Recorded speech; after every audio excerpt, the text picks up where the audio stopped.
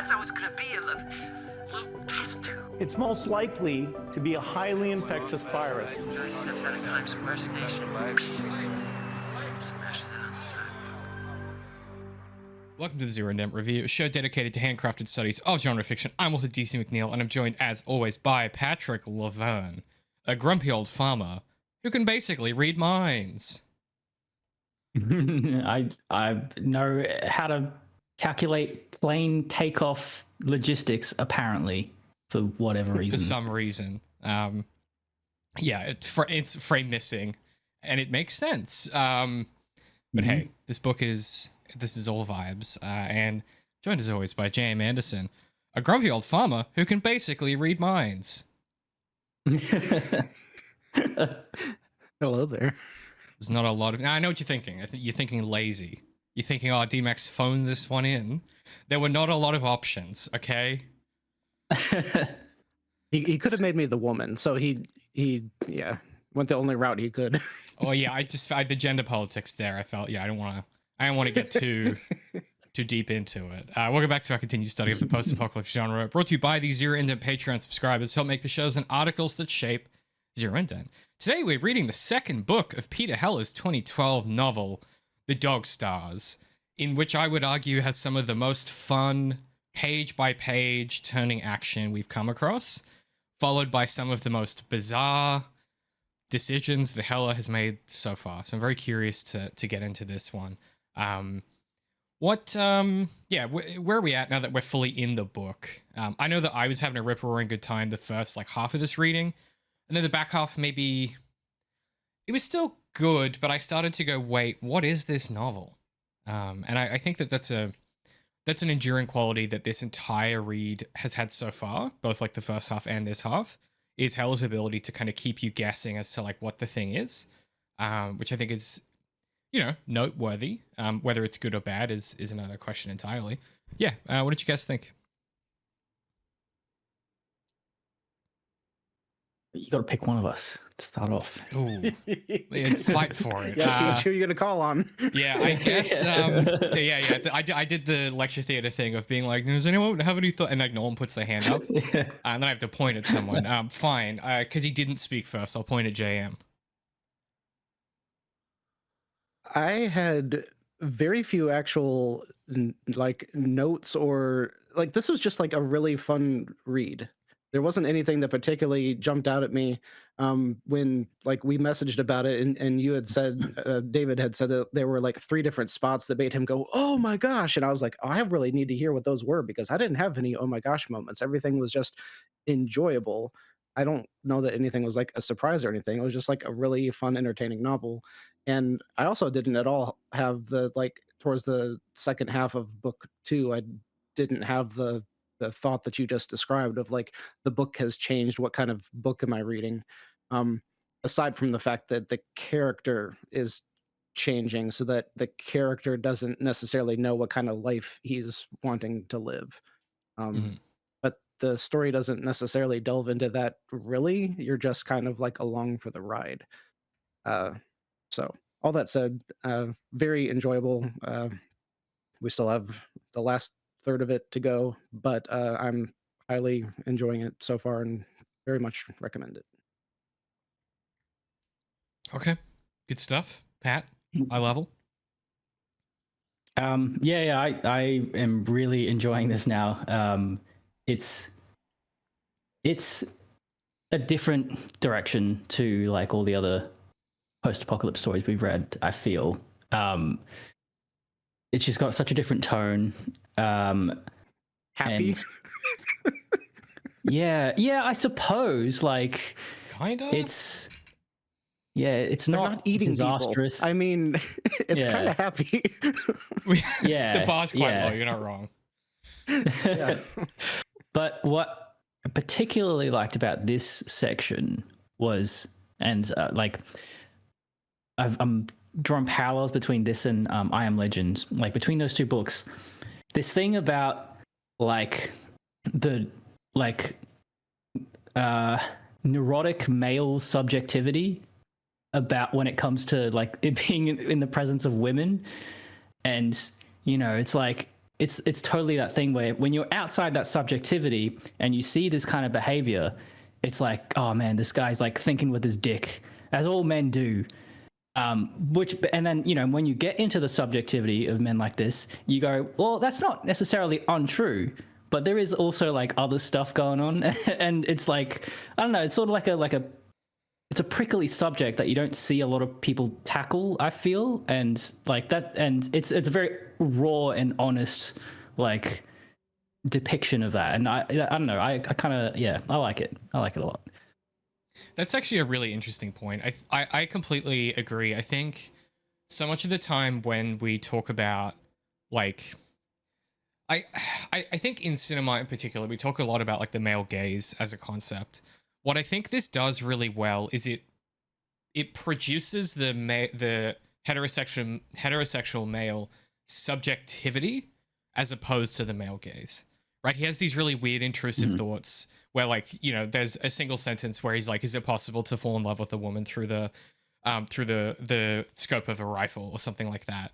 And it's just this kind of like pithy throwaway thought, and then he refocuses on what he's doing. And yeah, there's a real there's an honesty that Heller brings, I think, to his approach in this section of that doesn't then translate to like this lascivious gaze. You know, he's not then commenting every time that she bends over to pick something up. He's not staring at her ass or anything like that, right? It's lust, but it's not lascivious. And I think so much of the time the problem with the male gaze is that it becomes so instantly lascivious, or that it is about objectifying the body of women as opposed to trying to capture, and I think this is what Heller is trying to do, trying to capture the difficulty that comes with if you've been alone for a long time, coming back into the presence of not just like women, but people, right? Like the fact that she's a woman, yes, is noteworthy, but it's also the fact that like these are the first people he's met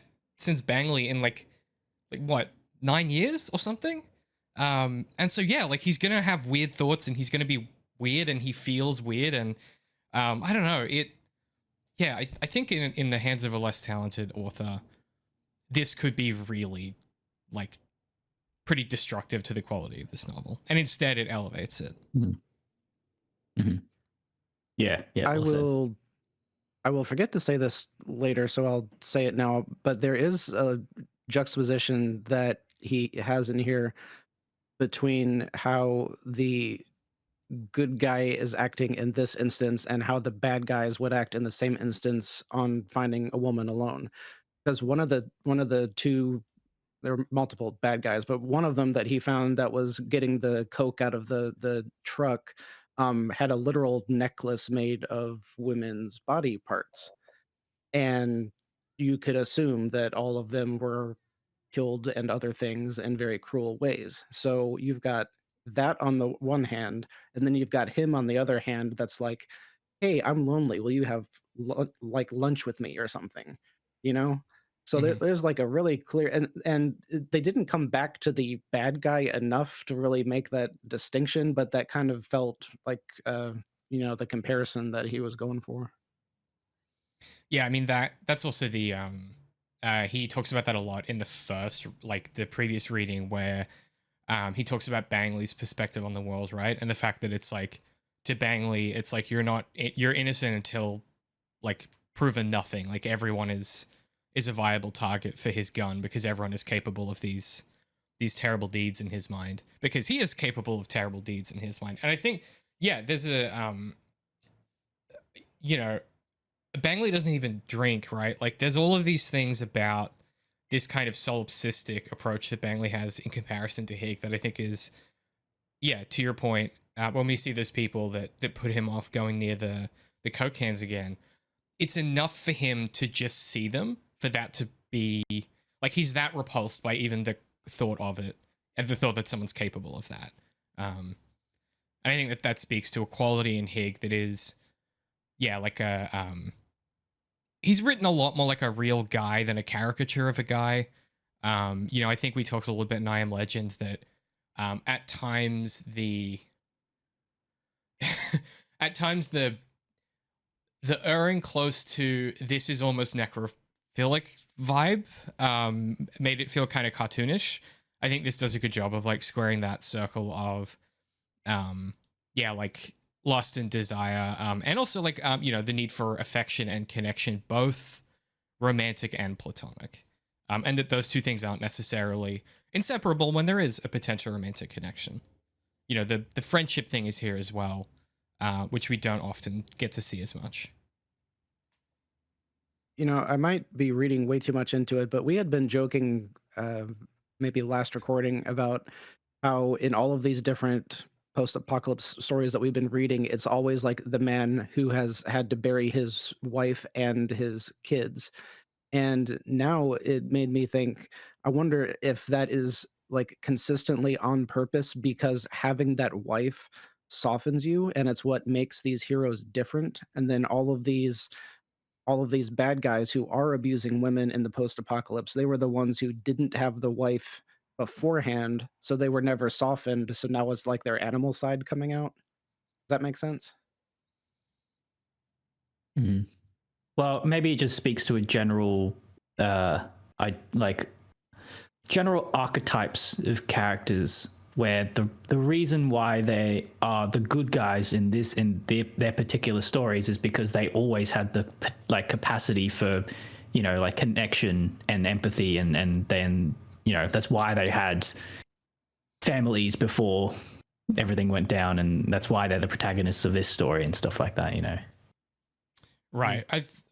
I think that where that gets complicated is like then you kind of walk backwards into like taxi rank theory sometimes, right? Where it's like if you want to yes, I agree with that. I think the other thing that you have to say though when you're thinking about these things is that is a pre-conclusion rendered by a lot of these patriarchal assumptions that like in order to be a good person you must be like a mating couple, and like a man's wild side must be tamed by a woman, right? To your point, Pat, like that's like a character archetype, right?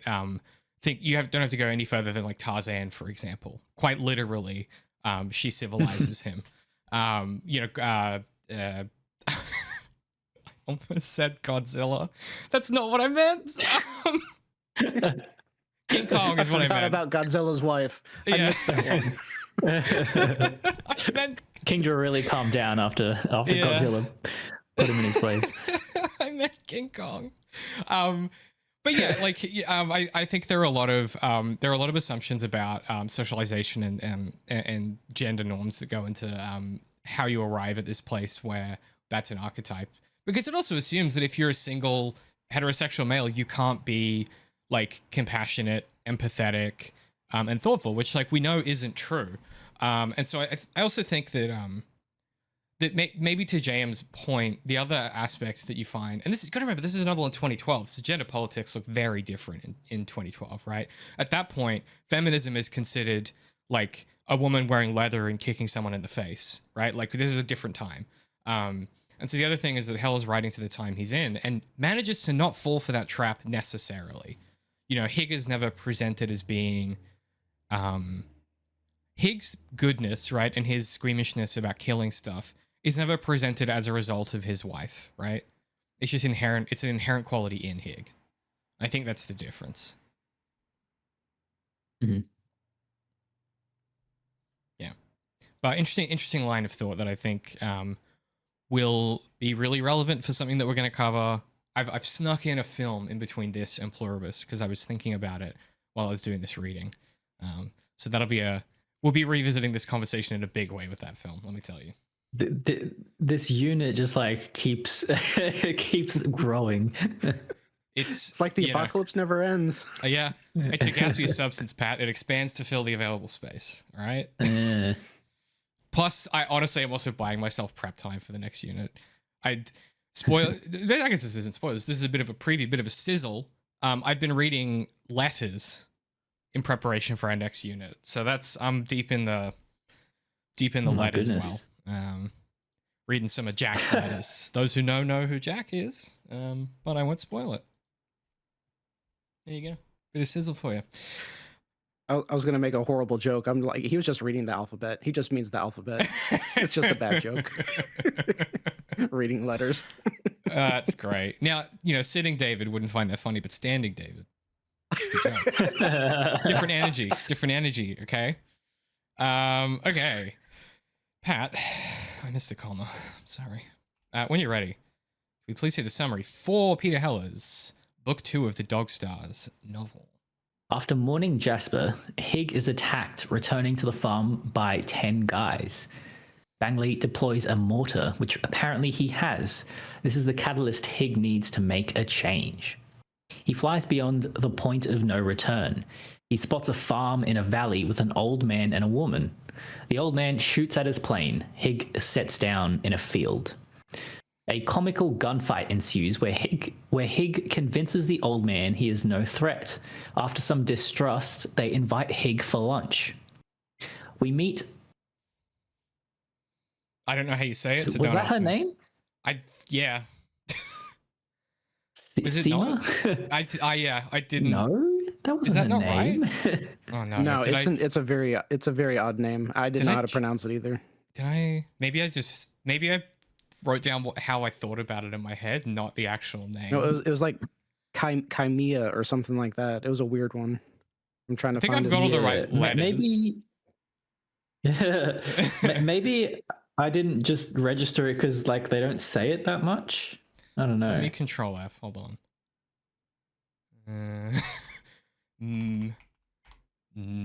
Is this good? No, it's Ceima. C-I-M-A. C-I-M-A. Oh, okay, Ceima. So I was pretty goddamn close.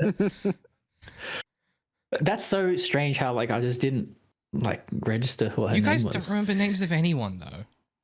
That's true. I come in here and you're like I don't know, Jane Doe was shot from her gun, and it's like, no, that character is Mark. You know that character's Mark. Come on. Okay, wait, go a little further. What's her full name? Oh, I don't know. Because that's even weirder. What is it? What is it? Cimarron.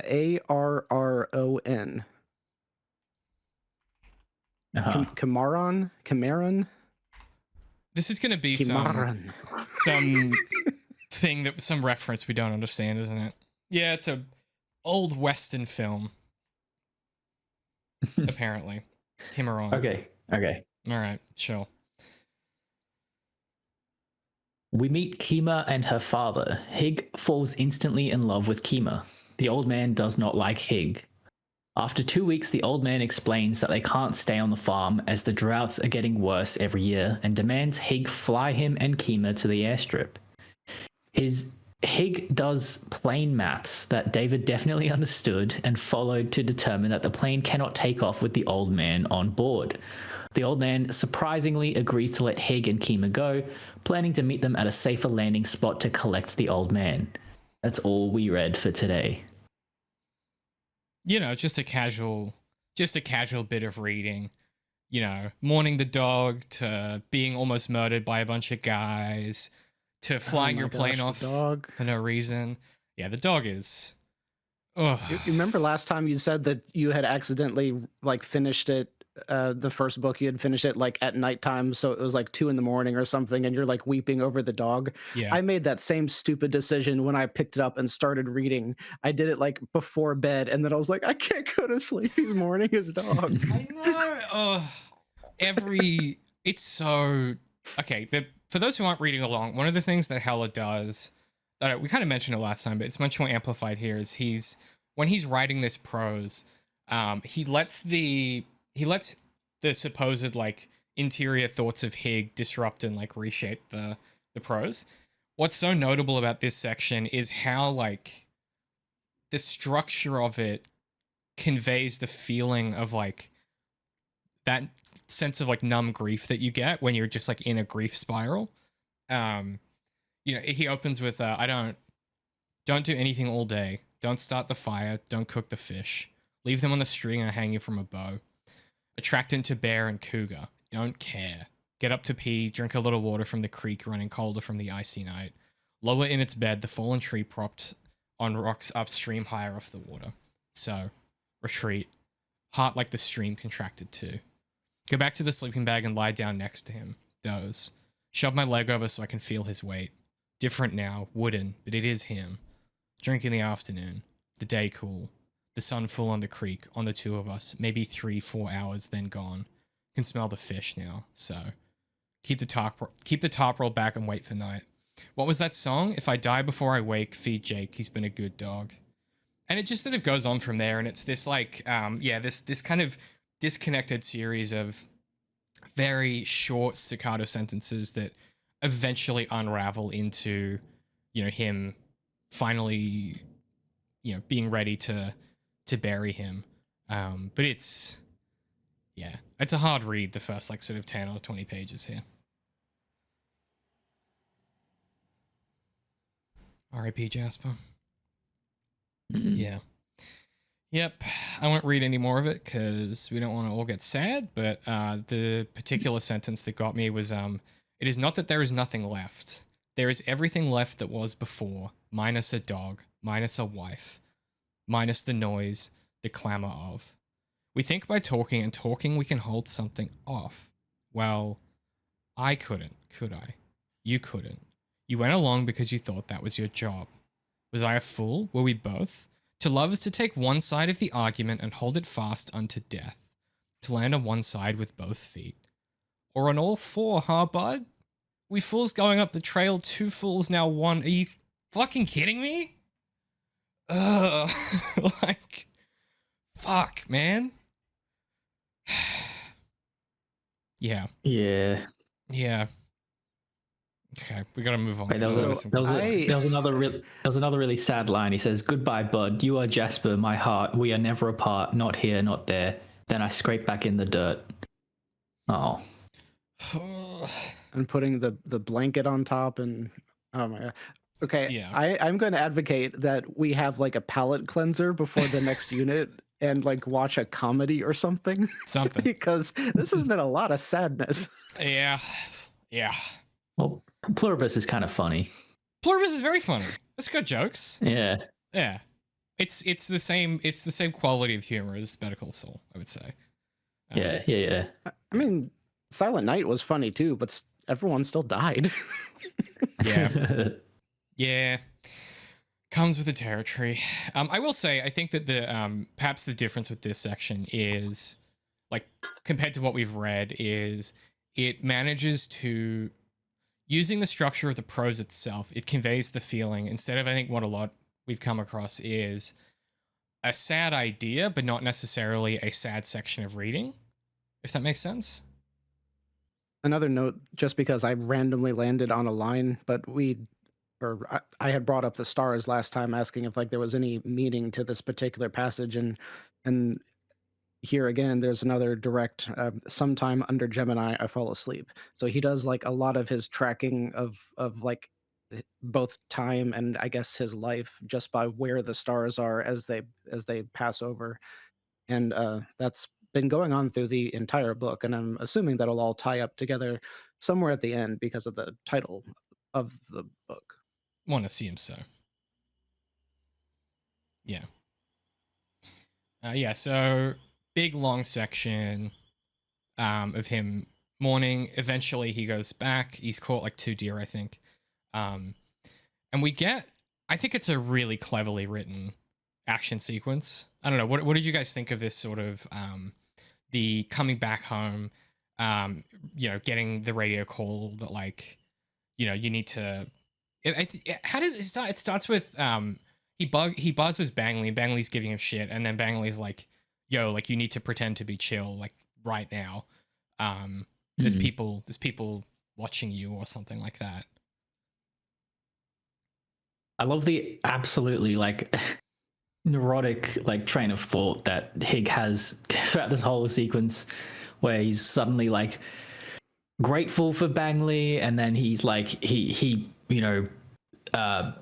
stirs himself up into like having the resolve of a soldier, and because this is all like part of his grief as well, like the numbness he's talking about. He's just like sort of like very like malleable, almost to like it's every external force applied to him in this situation. He just becomes like, I don't know, he just becomes like a part of nature almost, and he's just like, it's like, yeah, fuck it, we just go with the flow of whatever is happening right now. It's very, it's kind of interesting. Look at this slow descent of David's desk. Yeah. Now we're sitting, boys, and the energy changes again. Yes, I agree. I think there's kind of two maneuvers that happen at the same time, which I think is the first. Yeah, you're right. Is like this kind of this constant vacillation of like, you know, Bangley's giving me a pep talk, the motherfucker. Hey, that actually worked. That was a good pep talk. And then like, you know, contrasted with the sensation of like he goes like he feels really tired. And he's almost, because, you know, Bangley's like, oh, you know, pretend to be nonchalant, pretend to be tired. And he's like, dude, I am tired. And then he gets really tired despite knowing there's this like imminent threat. And I like this, I like the pacing of it, where it goes from that to like high confidence to then the second things actually break bad, everything's over in like 2 paragraphs. Like it's so quick.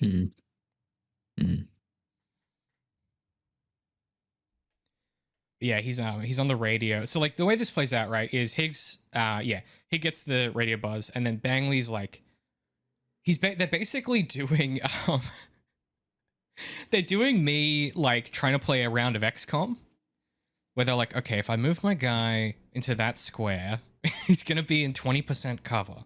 But if I move, but then I'm gonna get flanked by these guys. So if I run down the hill, and then I use the cart as to balance the sniper. Like it's very, I like the way that they kind of talk through this plan of theirs to actually figure out how to deal with the situation. And then almost instantly, it's revealed that like, no, Bangley had a different plan the whole time anyway. And this was just his way of, you know, moving Hig to where he wanted. It's really clever.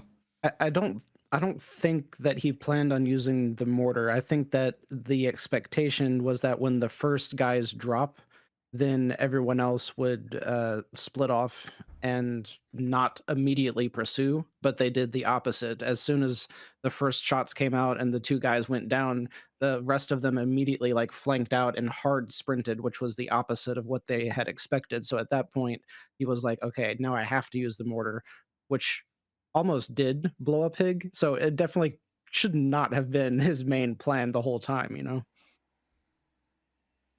I get the feeling it was. He was moving Hig into like a open field. That I think as this was plan B, meaning I don't think he intended or wanted to or would have chosen to use it had they turned around and ran away the other way. He wouldn't have like mortared them if they were running away, you know, because it was so dangerous with Higgs' proximity to it. But see, that to me, that feels exactly like something Bangley would want to do. I think he absolutely would want any excuse to use the mortar against a group of hostile people. And I don't know, I feel like he would. I get the feeling that he was trying to like almost like make that scenario happen. Because that's how I think of Bangley's character. Yeah. Yeah, I agree, except for Hig. I think that Bangley needs Hig far more than he ever would verbalize, and he would never actually risk hurting him. So the fact that Hig was close enough to even get a concussion from this, I was like, this is out of character of what I consider, you know, Bruce to be. Because I think he would have, like, maybe he would have ended it if he had killed Hig, because he would. Like that's his lifeline to humanity, you know, or at least that's how I see him. I just imagine Bangley like glaring at us every time we call him Bruce. I know, right? Like I think you're both right. You know, I think Pat's 100% on the money. Like he wants to use this goddamn mortar. He wants an excuse, but I don't think it's the plan. I think it's the backup. But God, he really hopes that he gets to use it. You know what I mean? I think that's the energy it's giving me. It's like, yeah, I'm like, you know, you have people over for dinner, you're hanging out, so and you're like, I want to suggest I get out the good whiskey, but I also really just want a good whiskey, and I could just have one once they've left. I was like, where's that analogy going? Are you like wanting to mortar the people who come over to your house? Depends on who it is. Depends on who it is and what they've done to me personally.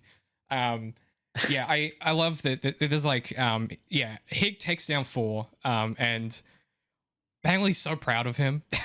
It's really great.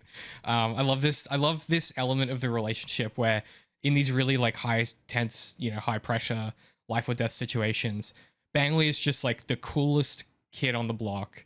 And anytime that Hig does anything, he's like, "Good job, pal. That's really great of you." And Hig's always like, "Fuck you, man," but also it feels nice to be complimented by Bangley. So I keep being really tempted to like cinema sins this thing, but since it's from like a story crafting perspective, I think maybe it's okay when it otherwise would really not normally be. But like if all of these like the guys are stalking because they want the deer, and then Bangley is like they want your rifle too. So that's why they're taking their time because they have to make sure that they can get close enough to get the rifle. They don't just want the meat. And so part of me was like, okay, if Bangley already knows both of these things, leave the deer, leave the rifle, and just keep walking. And maybe all of this goes away. There's a that is addressed. I just can't remember how that happens. Like, because I think Hig makes that argument, and then something happens to change that as the plan. Maybe, Right? they were too close to the airport and they thought they might track them back home. Something like that. Yeah,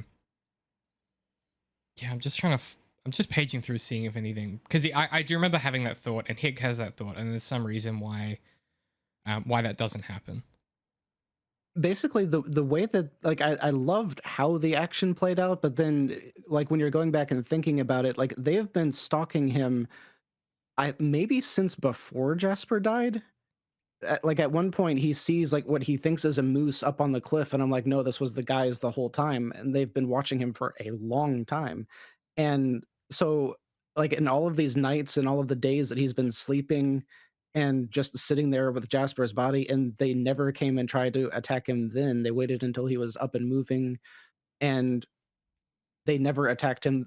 Like what are they waiting for? Like it, there's something that just does not make sense, and it's they're waiting to get close enough to Bangley because that's what the story needs them to do. It just doesn't. You know what I'm trying to say? Well, I mean, do we know for certainty that they were following him for that long? Yeah, I don't think that's the case at all. I think it's like, he's on a big open plain. They see him, and Bangley says they've done this before, right? Like he picks up on the fact that like this maneuver they're doing, of like basically what they're doing is they're doing concentric circles to make sure that he's actually alone before they close in on him, right? What they don't know is that Bangley's up in his sniper tower with his backup mortar ready to go. So I think it's coincidental, that they find him now. And they seem to get a quite a bit of foot traffic in this area, which is why they set up the tower there. So it would make sense to me that like when Haig is walking back from the middle of the woods back to this high foot traffic area, then that's where he gets spotted by these marauders. Yeah, and something about the airport, it's obviously a visible like piece of like physical infrastructure in a way that like, and they're maintaining it and stuff like that. So I think there's a lot of ways you could argue that like, yes, it's a coincidence that they come upon him here, but it also makes complete sense within the context of like this geography that, yeah, this is the place where you get spotted by people. That's why they have these procedures, and that's why Bangley built the tower, right? And that's why they have that blood-soaked footpath or whatever. Yeah, that one spot where Bangley enjoys picking people off. Yeah. I think it would fix the issue for me if just like those two bits of dialogue were changed, where it's like they just want your meat, and they want your rifle too. They want like if those two sentences weren't there, and it was like, oh, they are obviously stalking you to see where you are going. They are trying to find your homestead because they don't have a homestead. They want to take your home. So that would answer like all of the questions that I've had with like why this scene is playing out as it is. and also I'm assuming that the thing that he saw on the cliff, which was like this big mystery, I'm assuming that was a person because it like wasn't identified. And what's the point of it being there if not an early reveal for these antagonists? This is the moose from the road all over again. It is. It was a zombie. David told us. It's true. It was the zombie guy. Well, not to always look. I think not to always be the like, how does the book teach you to read it guy, but Hig, like Bangley talks Hig into deciding that he has to kill these guys, right? Like, there's never a point where Hig goes, oh yeah, like I could just leave like the deer and the gun. Like I've just paged it now. He never gets to have that thought because Bangley's in his ear the whole time, convincing him like these guys are gonna get you. They're gonna fucking kill you, man. Like if you don't kill them, they're gonna kill you. This is the plan. Like there's never an opportunity for the book's subjectivity to arrive at the question of why don't like. So you get this conversation, and then when he feels tired, he says, there was part of me that just wanted to lie down and sleep in the warm early sun. Let them take the meat, the gun, my life. Get it all over with. But then another part wanted to work with Bangley. I mean, I could tell he was excited by this challenge, and I could tell the fucker actually believed in me, that I could pull this off. Weird, but I wanted to do it partly for him. Why I guess a team is usually stronger than the sum of individuals. I bent forward and dug in it, and then he keeps going. But like, he has the thought of like, I could just give up. Again, to your point, not the thought of I could just leave the stuff behind. But part of it, yeah, is like he wants to do it for Bangley as well. So whilst I understand what you're saying, I think the book goes to some pretty great pains to be like, don't think of it that way. Think of it instead as this other thing, which is a collaborative effort between him and Bangley, doing something Bangley wants to do. Mm-hmm. It's interesting then. Go ahead, Ben. There's no, I like how, you say Bangley convinces Hig with no brevity either. Like he goes on and on and on. There's so much dialogue from Bangley. It's funny. Yeah. It's like 10 pages of him just like yapping and being like, listen, Hig, you gotta do this, man. You gotta kill these guys, Hig. Listen up, Hig. Look what's up, man. Yeah, absolutely yapping. Yeah. I was going to say how interesting it was that this in a lot of stories would be like the crossing the threshold moment that propels the character into the next point in his life, which maybe is what's literally happening here. But it also feels so similar, I guess. Like he's had life or death situations exactly like this where there are men coming to kill them. And so this isn't technically anything all that new. Does that make sense? Yeah, we've literally had this before in this book already, right? Yeah. But I think he wasn't under that much of a threat. I guess maybe that's the difference. Is that he was like safely behind the hill and they had no idea he was there, and he knew he had Bangley with him and blah blah blah, all this. Well, typically he knows he has Bangley with him. But he's never been like the person directly in the sights to this extent.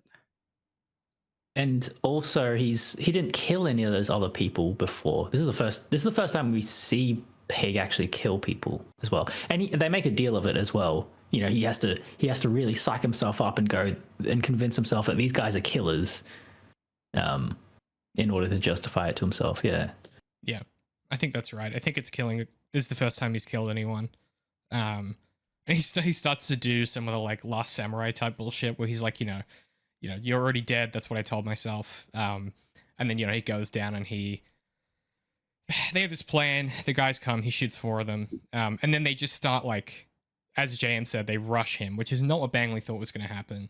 Cause like that wouldn't be like a natural reaction to this situation.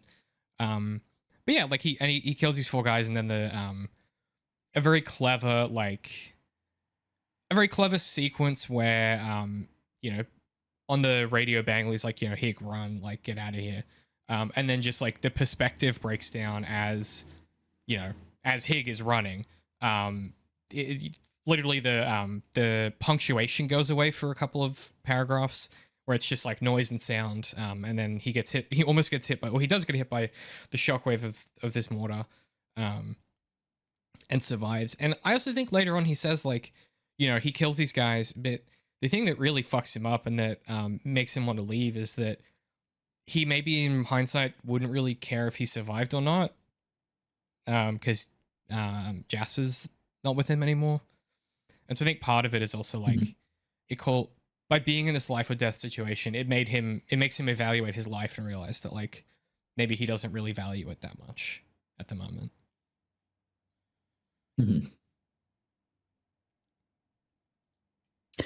Just a detail about these guys chasing him though. It's like it's pretty terrifying. One of them, they're carrying swords. A very thin man with a full grey beard, bare arms, covered in jailhouse tattoos, stars, and crosses, carrying a sword, a friggin' cavalry sword. And then there was another guy who had a big red beard, also carrying a sword. Like, terrifying. Is it just those guys from the road? You know, who are like in like armor and have swords and shit? Yeah. It's just, you know, it's gonna happen. Men are gonna roleplay being like Spartans in the post-apocalypse. It's just something that happens. You know? Yeah, and at least in the Fallout show, there was a whole clique of them, which I found absolutely hilarious. We can't get into Fallout New Vegas. That's a whole separate unit. But there's a really fun detail in the game, which is you can tell who is loyal to Caesar based on how they say his name. And it's like it's one of the ways that you can figure out that someone's a spy is because they slip up and the voice actor says Kaiser instead of Caesar. Good, one of the best games of all time, Fallout New Vegas. But yeah. So in the show, it's like implied that like that the wrong way to say it has become the actual way to say it. No. So like so it's complicated. So because obviously he models himself after Caesar, and because it's obviously like the post-apocalypse and he's just reading Hegelian dialectic, he doesn't know how it's pronounced, so he misnames himself as Kaiser instead of Caesar because he's never heard it said before. Anyway, that's a fun game. You could actually debate the Hegelian dialectic with Kaiser, which is a crazy thing for a video game to do. Anyway, it's a good game. Good game. You know, that actually is the Latin pronunciation of it, though. They don't have soft C's. Oh, I didn't know that. Yeah. So in like supposedly in Latin it would have been Kaiser. Yeah. And then you know when Rome became Italy, it's they introduced the ch. Dude, anyway. Sliding Doors universe where we have a Kaiser salad sounds like a way better world to live in. I didn't realize it was all hard water over there. Because they don't have soft seas. Oh, that's a really long bow to draw on that one. Jesus Christ. You gotta work to make that, huh? Oof. Hey, some daylight between the start and the end of that joke. Christ. Anyway, so Bangley realizes that Hig is not all right. And there's some like there's some weird thing that passes between them where Bangley almost psychically realizes that Hig is going to make some drastic change even before Hig realizes he is. Which I think is like, you know, they've lived together for so long. That's, you know, makes sense. Hig gets in the plane and flies, even though we probably shouldn't. Because he's not in the right headspace. He's definitely concussed. He lands at the airstrip because they've got the not the airstrip, the Mennonite farm, because they have up the coveralls, which are like the signal that you know, if Hig's flying past, he should land. And it's really sweet. They've literally just asked him to land because they have extra lettuce because they know he's been having trouble growing his. And they notice that Jasper's not there, and then we have. No, do we have to talk about this? Yeah, unfortunately, yes. Um, so okay. Gonna do this without Can crying. you talk about this? I'm gonna do this without 'Cause I don't crying. think I can. I can do it. So, they notice that Jasper's not there, and then he has to say out loud that Jasper died. And the little girl is there with her father, Aaron, and she says like, you know, I'm sorry, we really loved him, and he's like, yeah, we really loved him. And he stands there, and they're obviously, because of this blood disease, they're on opposite sides of this this divide physically, and Hig is just standing there, and he just breaks down. Like, he's just, to start with, he doesn't, and then he just starts crying, and he can't stop crying, and then this girl, then she gives him flowers, and that's like, that completely sent me over the edge. And then yeah, the scene ends with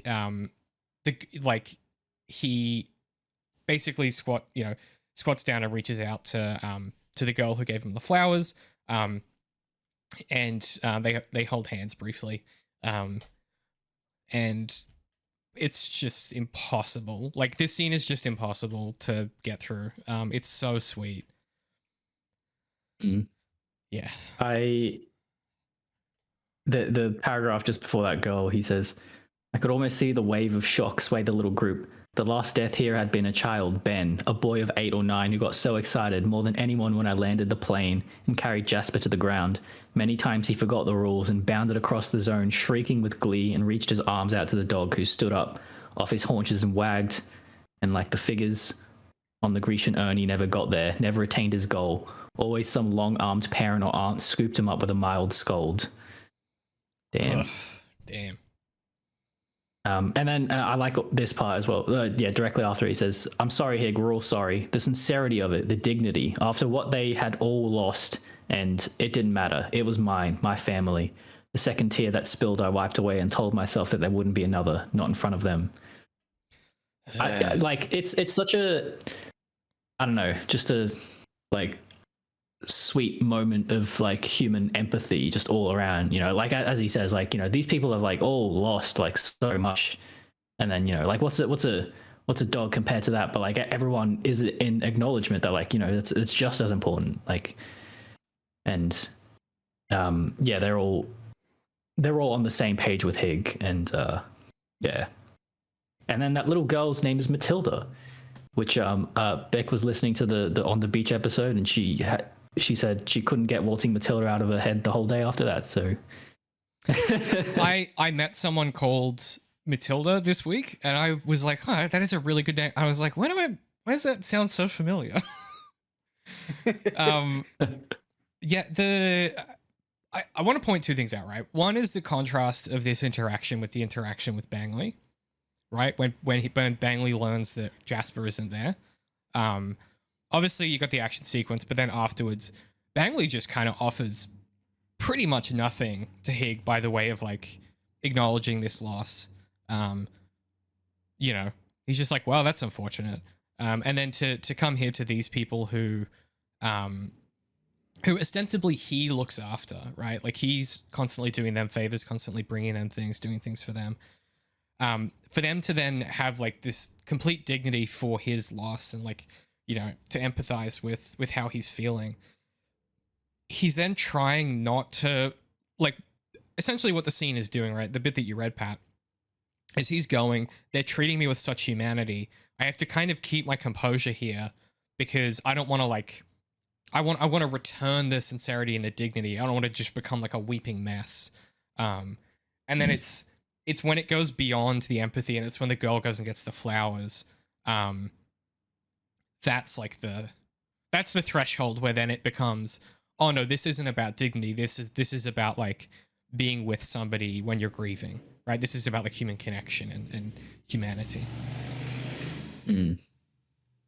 Now he does get a little of that from Bruce, like over the radio, like towards the end of the planning phase before the attack actually happens, and then Hig eventually just says it kind of like out of the blue because he's been dodging the question. He's like, Jasper's dead, and Bangley is like, I'm sorry, are you okay? and Hig is like in shock because he's never been asked that before. And so like Bruce does actually empathize with him in a way that we've never seen before, even though it's over the radio.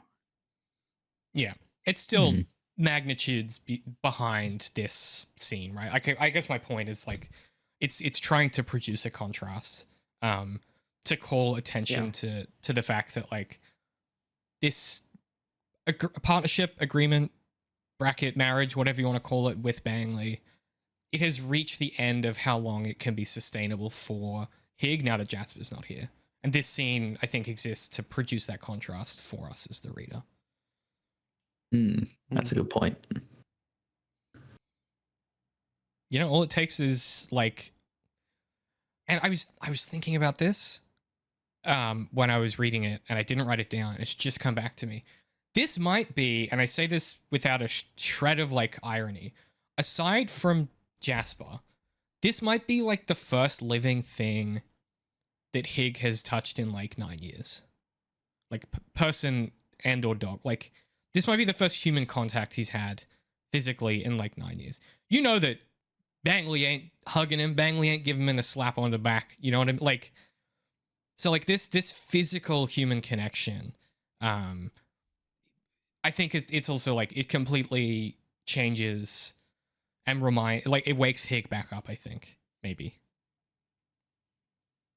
I don't know that we've necessarily been focusing on that like specific topic enough, because that's definitely interwoven throughout all of these different stories. You know, like that's the need for that connection is why Moira quits drinking and falls in love with Dwight, and like that connection is in the road, like the entire thing with the father and the son. Like that's kind of like the son was kind of like Higgs Jasper, like that they have that relationship, and it's like what would the father have done if the son had died, is kind of like Hig doesn't know what to do now that his quote unquote son has died. um I don't know. There's and then actually in I Am Legend, that whole his like whole thing about going crazy was because he did not have any connection. He didn't have people with him. That was what was driving him crazy through like 3/4 of the book. And yeah. Yeah. I mean, I think it's a natural thing to focus on, right? It's like if you take away all of the structures of society, what are you left with? And it's trying to get, I think a lot of these stories are trying to get at like what is the kind of the bedrock of like humanity, like what's like the quintessence of like what it means to be a person. And ultimately it's like connection and empathy and like doing things for other people, right?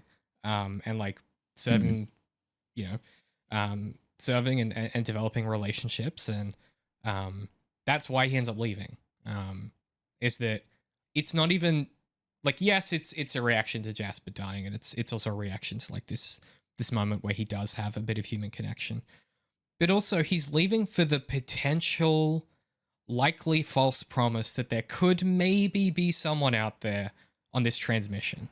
Like it's such a flight of fancy, pun not intended, that, you know, I don't know, like that's how desperate he is for this now, that he's going chasing, you know, fairy stories, basically. He's chasing ghosts on the off chance there's a person at the end of the thing. I think we said this last time, but like this whole trip that he went on was already him leaving. He just, it wasn't as like final as getting in the plane and knowing that he couldn't come back. But like he like admits to himself in the story that he's like lying about there actually being an elk or whatever, and he's just like telling Bangley stories because he wants to go on this long trip that is far more like he only ever goes out for like 3 days at a time or something, and now he's gone for 9 days or whatever it is. It's like way longer than he's been gone before, and like the whole time you're like, this is him actually leaving. I didn't think he was going to go back. Yeah, I think that's right. Well, and I think the thing that finally pushes him over the edge is, this is where he's just telling, Bangley that he's leaving. And there's a particular paragraph that I thought was it's all the descriptions are really good, but the one I really thought was particularly like to your point of, was he leaving before? I think he wasn't sure, and now he's sure, right? Like this has all sort of made him sure that he wants to leave. But he says he turned halfway back to look out the window west in the direction of Junction, as if trying to gauge in space-time the relationship between the distances and the passage of seasons. For just a second, for the first time, I saw him as a man getting old. And I don't know about you guys, but like, I've had moments like this where like you see someone and you go, like you see them for the like the actual age they are for the first time in like a long time, and you go, oh, well, like they're older than I, like in my head they're this old, but actually I actually finally see them considering something, and it, you know, pulls back the curtain a little bit. And yeah, I just think it's a it's Hig realizing that, yeah, he wanted to leave before, and this is the motivation he needed to actually do it. Like that little hunting trip, the invention of the elk.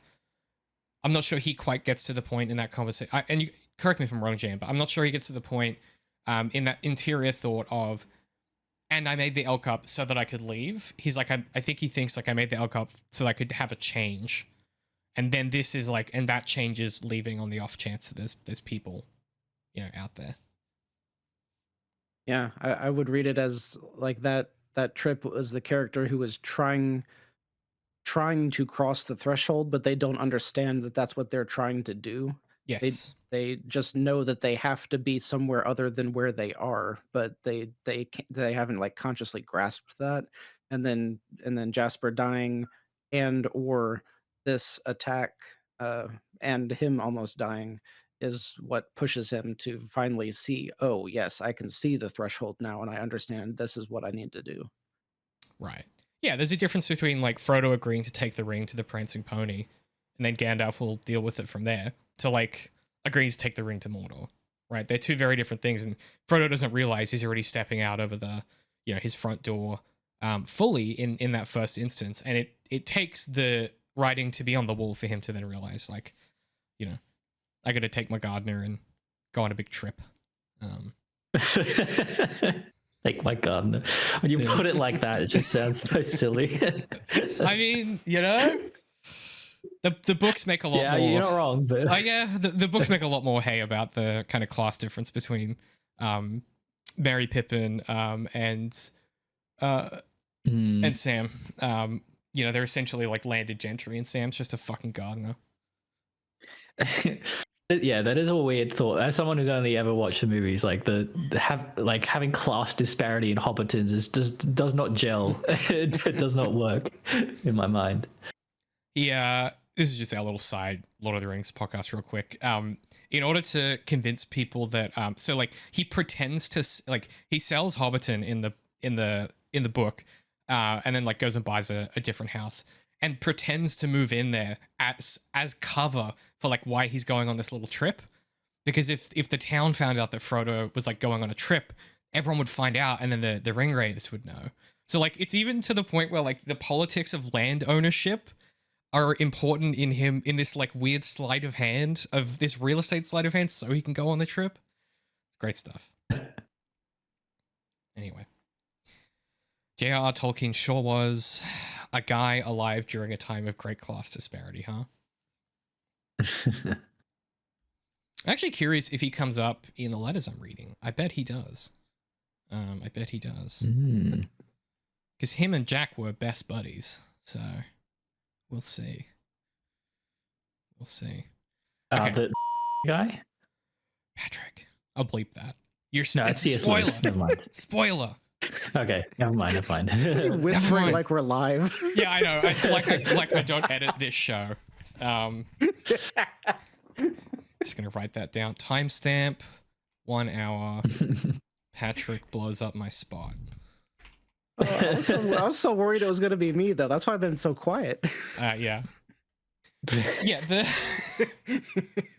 Great stuff. What have I got next? So see it all on Patreon 3 months from now. Yeah, I put up the unedited episode. It's just 2 minutes longer. what could they possibly talk about that's so sensitive? Nothing you It's care like about. me replaying 30 hours of Alan Wake 2 just to get 3 minutes of extra footage. Yeah. Worth it? Yes. Yes, it was. Yes, it was. It was. Was it a shame that you couldn't wear that cool jacket the whole time? Yeah, buddy. Would it have ruined the immersion? Cool Probably. jacket. I mean, you finished it twice, right? Yeah. You know what the ending, you get the cool like Anderson jacket. The cool biker outfit. It's no. like a I didn't get that. The hell? Oh. You get like a cool he did the villain storyline. He didn't do the one where you got the jacket. you get like a cool like Jack Kerouac style like Hawaiian shirt and like a sweet like Anderson's leather jacket from like their band or whatever. The Sons of Asgard. I didn't know. I wish I got that. I didn't get that. Okay. Maybe I'm just better at gaming than you. Well, we know that's not I true. guess you are. We know that's not true. He gets in the plane. Actually, let's take a break because the energy's gone wrong. Let's reset. Make a coffee. We're gonna take a quick break, and then we will come back and talk about what is arguably the second half of this book, this bit of reading, which is the farm, where we will attempt to pronounce Ceima's name correctly somehow. Okay, back after this. If you like these handcrafted studies of genre fiction, please head over to zeroindent.com or patreon.com/zeroindent if you'd like to consider supporting us. Even if you just give us a follow on Patreon, that helps us out. Leave a comment, a like, and if you're in a financial position to do so, you can support us and get access to early content, additional videos, director's commentaries, audio diaries, and all kinds of different things we have coming up. It really makes a difference helping keep independent media crit alive. Once again, that is zeroindent.com or patreon.com/zeroindent if you'd like to support us. Welcome back. Okay, let's talk about the farm. So I guess, first things that he's flying, he kind of passes his point of no return.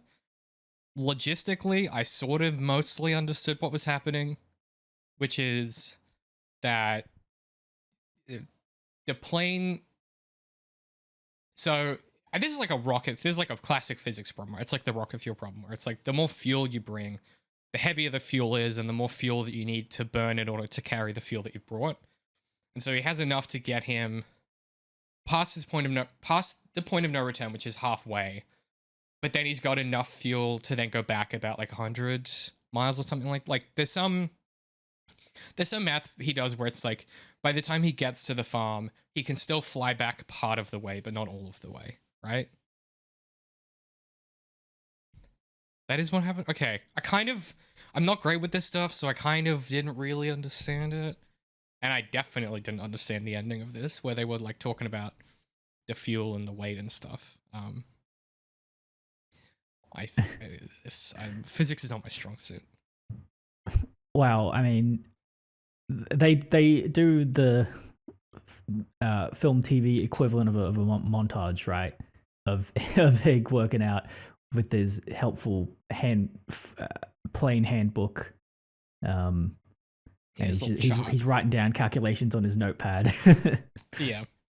He's doing the like Spider-Man designs his suit type montage. Yeah. Where it's like all of these unbelievable things that I don't understand. Yeah, so he flies all the way out. I think I marked down the passage where he sees. Did I mark down the passage where he sees the farm? I feel like I would have.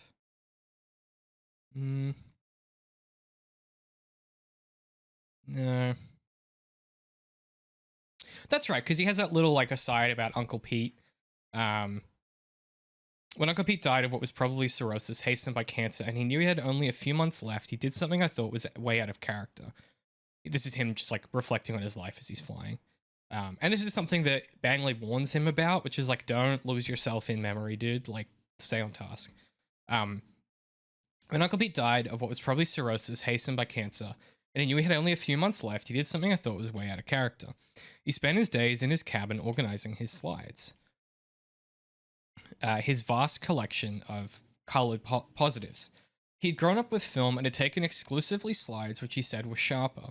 He put the yellow paper boxes, the white and blue plastic ones, each one a roll, in a foot-high stack that mostly covered his kitchen table. In often intense pain by the light of a small window by day and a standing lamp in the evenings, he unboxed them one roll at a time, slipping each mounted picture into a sleeve in a transparent binder sheet. He labeled them with the Sharpie. On the actual slide, he put the binder number, slide number. On the page, he put the same plus date taken and up to 3-word description. Bone fishing keys. Beside the 3-ring binders, which held 1 to 5 years worth depending on how prolific he had been with his camera, he kept another binder of lined paper with a keyed journal. This held longer descriptions, notes of particular pictures which sparked his memory. I visited him once during this time. While he catalogued, I cut and split the firewood for a long winter both of us knew he would not see. 3 cords of maple beech ash yellow birch, cut from his woodlot on the side of a gentle hill, split and stacked along half of the front porch and around the side, the whole of which, me working while he sat inside, embarrassed him. At first, I thought he was crazy. I mean, he could have been sitting on his little porch watching the Vermont spring turn into a riotously green and sultry summer for the last time. Watch the wrens and larks and owls in the lyrical commerce of breeding and nesting leaf and air. Got bitten by black flies, gnats, then mosquitoes in the last exquisite evenings. Why wasn't he out there on his Dartmouth rocker, maybe picking up his beat-up guitar? But lying one night in my old bunk, under a wide open window, listening to a screeching owl trying to terrify me with a woman's screams and only making me happy, the bittersweet cry of undigestible beauty and great impending loss, then it came to me, the obvious epiphany that he was reliving his life. Duh. Slide by slide, picture by picture. He was aggregating memory, like a wall against extinction, and the little boxes of slides were his bricks. Whew. That's just like, pound for pound, some of the best prose in this book so far. Aggregating memory like a wall against extinction, and the little boxes of slides were his bricks. Damn. The prose didn't hit me nearly as hard as the idea, because at first I had the same thought, like you're wasting the end of your life, only to have the realization, oh no, you are literally reliving your entire life and re-experiencing all of your joys, knowing that you're about to die, and that's really beautiful. This is like the equivalent of people like 20 years from now, or no, 50 years from now, they're going to be doing that with like their random collectibles and Pokemon cards and stuff. Yeah. Sorting out their vast collections of random trinkets they have. Looking through a There's box the, of 1,000 Funko Pops. Ah, yes, I recall when I purchased Yeah. Batman. Yeah. I don't know. In 20 years, we might have that Black Mirror like perfect memory recall, where you could like walk through a like 3D projection of your memories. Oh, God. Yeah. And do we want that or not? No, I'm Right? good forgetting. I'm all right with forgetting, actually. I don't need that. I don't need that kind of gas. It's smoke that I'm not interested in. Yeah. It's very pretty. And I think it's part of what this book is doing is also Hig doing the same thing to an extent, where he's constantly having these like little flashes of extended memory. That are kind of like all of the pieces that were his life beforehand. So he's kind of doing it in his own way. Yeah. It's very good. And in an apocalypse story, you got to have a man getting lost in reveries of inexplicable childhood memories that have that are ambiguous in their meaning. That's just a staple, you know. That's a genre convention, right? Like In the Road, where he just has that weird memory of that one like dour fishing trip with his uncle. Exactly, yeah. That's exactly what I was thinking of. Man, now I'm so tempted to like write one of these stories where the protagonist is the complete opposite. Like a single guy who like is the nerd that has all of the the toys and stuff, and like his memories are like, man, I got those action figures back home. I got that first edition Charizard. Ugh. Yeah, it might lose some of the gravitas, I think, could be the issue. A little bit, but also it would be really hilarious for like over here people are eating people and he's like thinking about Pokemon cards. Like there's this kind of like a beautiful symmetry there in a weird, but I'm a nerd, so Yeah, No, I relate. the scene in the road where he is walking on like the tarmac and he sees the guy who's been struck by lightning, and he, instead of pulling out his wallet, he pulls out his, C10 Charizard and tosses it away. just everyone that he meets in this world, he pulls out his deck of cards and he's like, "Would you like to battle? Let's play Yu-Gi-Oh or Gwent or whatever the most popular game is." I mean, you joke, but they did do, I think, and it could be misremembering a conversation I half had, but someone did tell me once that they did a season of Yu-Gi-Oh that was like post-apocalypse, and they still played the Yu-Gi-Oh game. Apparently it's not very good. That's but, great. Yeah. That's funny. I think though part of what I'm getting at is just like the era in which post-apocalypse has been written is always, it's hearkening back to a time that no longer exists for this generation. And like my brother's kids are going to be like even worse than me. Like all of the skills that these characters have, like I don't have those skills. The woodworking and the machining and like all of the and hunting and all this stuff. Like my granddad had those skills, but they've been slowly, getting lost. And so what would a post-apocalypse story look like when it's a Gen Z person who was the survivor? It's going to be so different. Can we hunt that deer this sprint? No, I don't think so. Put it in the No, we backlog. don't have capacity. Yeah. Yeah. Oh, I'm actually on leave that week. We can only do half a deer. Look, I mean, to be fair, Station 11 does deal with a lot of this stuff. It's the most contemporary setting, or the most contemporary feeling setting. Certainly the book, far more so than the TV show.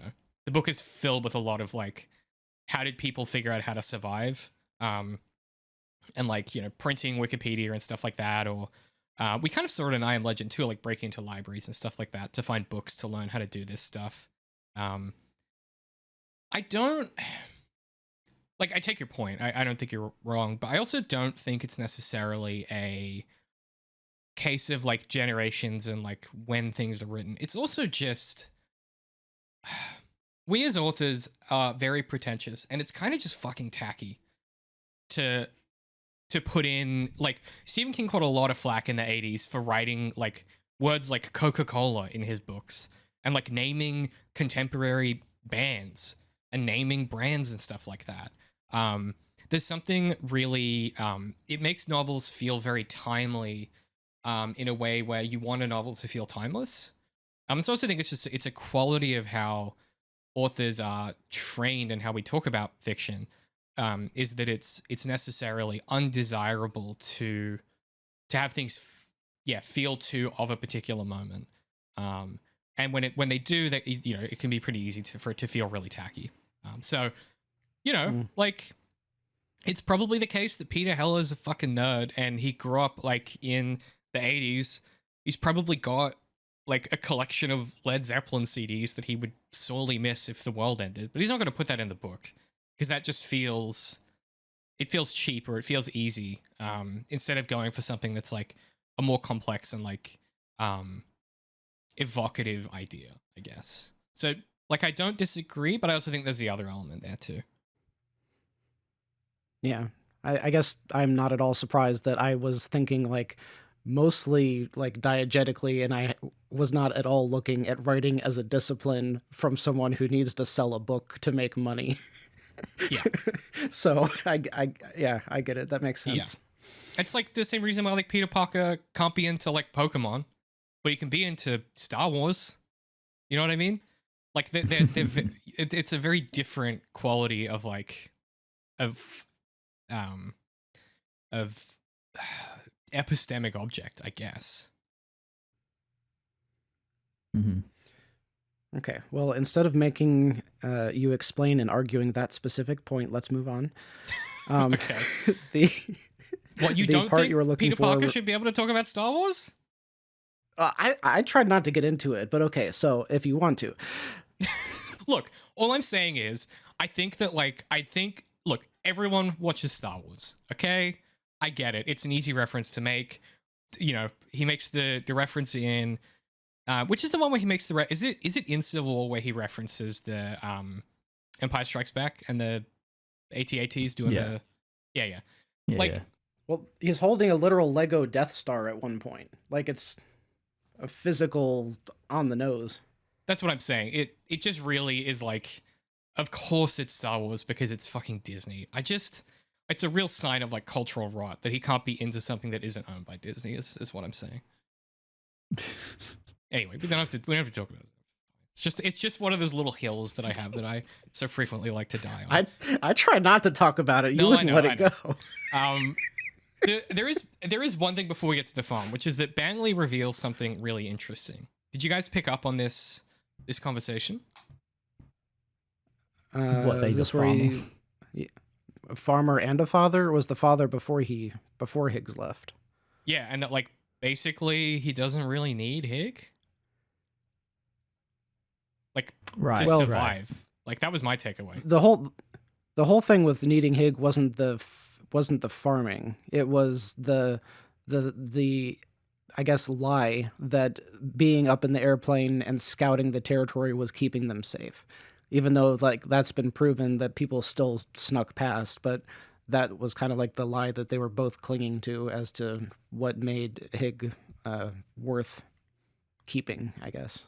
But it was also the hunting and the farming, right? Like that was mostly what he did and contributed. And Hig, I think, to my reading, was that he also had thought like, well, yeah, he keeps me around because I do that stuff. Because he doesn't do that stuff. Yeah. I also don't know that, like, it never made sense that Bangley couldn't do the hunting.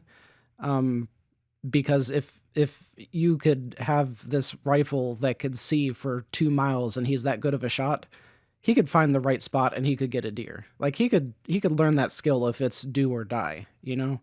Mm-hmm.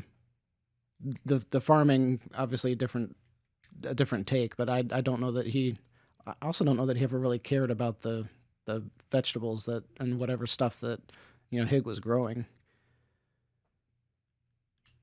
Which was probably because his whole, like, that's the farming was his ghost and he didn't want to have anything to do with I don't remember if he even like ate the salads or whatever. Which, like, what a weird hang up as well. Not wanting to farm because what? That's why your dad wanted to push his farmer life onto you. And you didn't want it. Well, to be fair, he does. It he was does way kill more his dad. abusive. Yeah. Yeah, there was some bad stuff that happened. I forgot about that. Yeah. But it was also like, even if you take away how extreme that is, like, yeah, it's natural to be like, and maybe less so these days because like parents don't suck as much anymore. But like, you know, it's natural to want to do the opposite of what your parents did, type of thing. That's an impulse, I think. Yeah, but like they're at the end of the world. Like, Yeah, I know. just get over it, man. Yeah. But if you have Hig there who can do it for you, why not? If you have a chump to do it for you, why not? As long as there's always another sucker pat. I mean, he also never helped at all. Like finally he was like, oh yeah, your irrigation system here, it could be done like way better. And so like part of me is like, you've just been watching him struggle the whole time. So mean. But that's entirely in character for this. Like, it's a real world archetype of Southerner, basically. There's so many stubborn people that I'm around that this reminds me of. Yeah, I mean, the other way you could read it, which is not how this book is framing it at all, is like, it's the, you know, you let your 2IC do the task, and then once they're done, you then come in and make suggestions, because if you tell them how to do it, they're never going to learn how to do it. Like, there's also that element. This isn't at all how the book is framing it, but you could read it that way. And for anyone who doesn't know that abbreviation, that's the second important chap, 2IC. Correct. Yes. Correct. Yes. Anyway, so I just thought that was a cool reveal that like this whole time there's just this whole other person that Bangley is that he hasn't revealed. I just thought that was a really fun revelation to have. Just as in theory, Hig is potentially leaving forever. Very fun. Cool. Yeah. Okay. So page Tom? page 126 is what you were looking for where the he does the flyover of the canyon. It's actually 216 on mine. So what? You'd think an EPUB would be an EPUB. Nope. James doesn't know how EPUBs work. Forgive me for reading practical books my whole life. The EPUB for this one, like, it just does not jive with my Kindle. Like every page, because it has a time left in chapter thing at the bottom, and like every page, it just like drastically goes back and forth with the time estimates. I don't know what it's doing, but it does not like this EPUB. Classic Amazon. Really half-assing everything. Yeah, anyway, I'm not going to explain how EPUBs work because it's really boring, but just know that the page numbers are going to be different for all of us. But yeah, I've got this 216. The split in River and Little Canyon widens into this boisterous green hole. Creek winds through a meadow on the left bank. And so shocked and curious, I am descending in my Gaia, and I almost spiral into the high wall. A stone hut cut against the cliff. Smoke wafting from. A stone bridge over the creek to the field. Cattle scattered on the watered grass, half a dozen. Castle. And a garden plot larger than ours, fed by a ditch cut from an oxbow of the creek. And a figure in the garden bent. And it's a woman. Long dark hair tied back, unbending to stand, hand to forehead, shading to watch the plain. Woman in shorts, man's shirt tied at the waist. Barefoot, tall and lanky. Standing straight, tall, shielding her face and watching me, mouth in a wide circle. Yelling? Yes. A figure now out of the house, if that's a house, a man with a gun, old man with a gun raising it skyward and sighting. Jesus. And then, yeah, the plane gets shot, he peels away, and then, like, he does get hit pretty badly, manages to put the plane down, and yeah, then we get the funniest sequence of this book so far, in my opinion. The next sentence, and I'll call it the next paragraph because it's like separated, but in that instant, I knew what I had come for. And you could really read that line so many different ways because he's literally like, woman, I see woman, I know why I'm here. Well, but then he's immediately defensive. Yeah, he does just turn into monkey brain. Then he's like, now, not what you think. You're thinking woman, but that wasn't it. I was glad to be alive again. Which is very funny. Yeah, it is funny that he says you are thinking woman and woman is capitalized. Yes. So now I'm having flashbacks to Sherlock.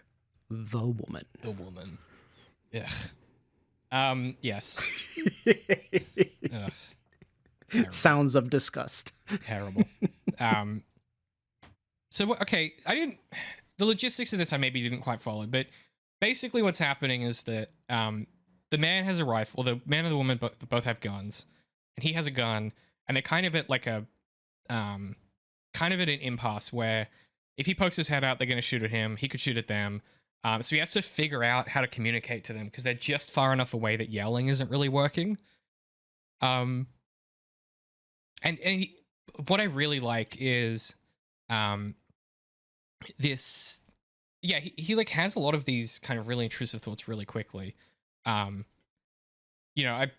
robe was deeply rotted, like it would bury the right main gear up to the strut. Nice one, Hig. Be a long walk back to anywhere. That's not it. Just, I mean, pussy whip at 1,000 feet. I realized, laughing, that it could have been men or a hag. It was this new relationship to a person of any gender. That I was under no obligation to kill them, or let Bangley kill them. I mean, this was their house, not mine. I was the visitor.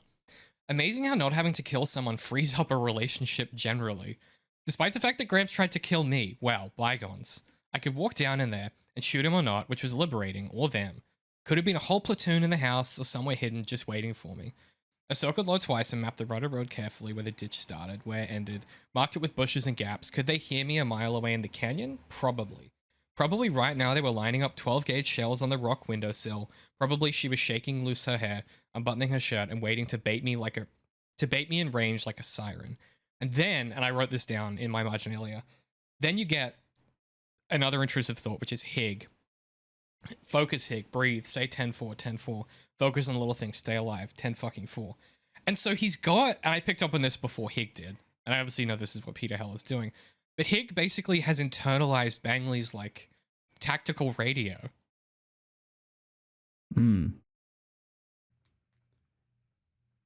And he does the same thing with Yeah. Jasper. Like, he's still talking to Jasper a lot, like he's still alive. And so it's really like in character for him to do the same thing with Bruce. Mm-hmm. Yeah. I just thought it was really fun. A really cool choice. And it happens before he realizes that's what's happening. Like it's not until it starts to get italicized that he realizes that it's his mental Bangley radio. And he starts to talk through his plan. And then essentially what he does to get out of the situation is, it's so funny because he starts to have a lot of fun with it as well, which I think is really, really funny. So what does he actually do? So he starts like writing on pieces of paper or something. Mm-hmm. Yeah, he's got a bunch of reams of like large printing paper in the plane and some like crayons or markers or something. And so he brings a bunch of that down there and he writes in really big, huge letters, like one word per piece of paper.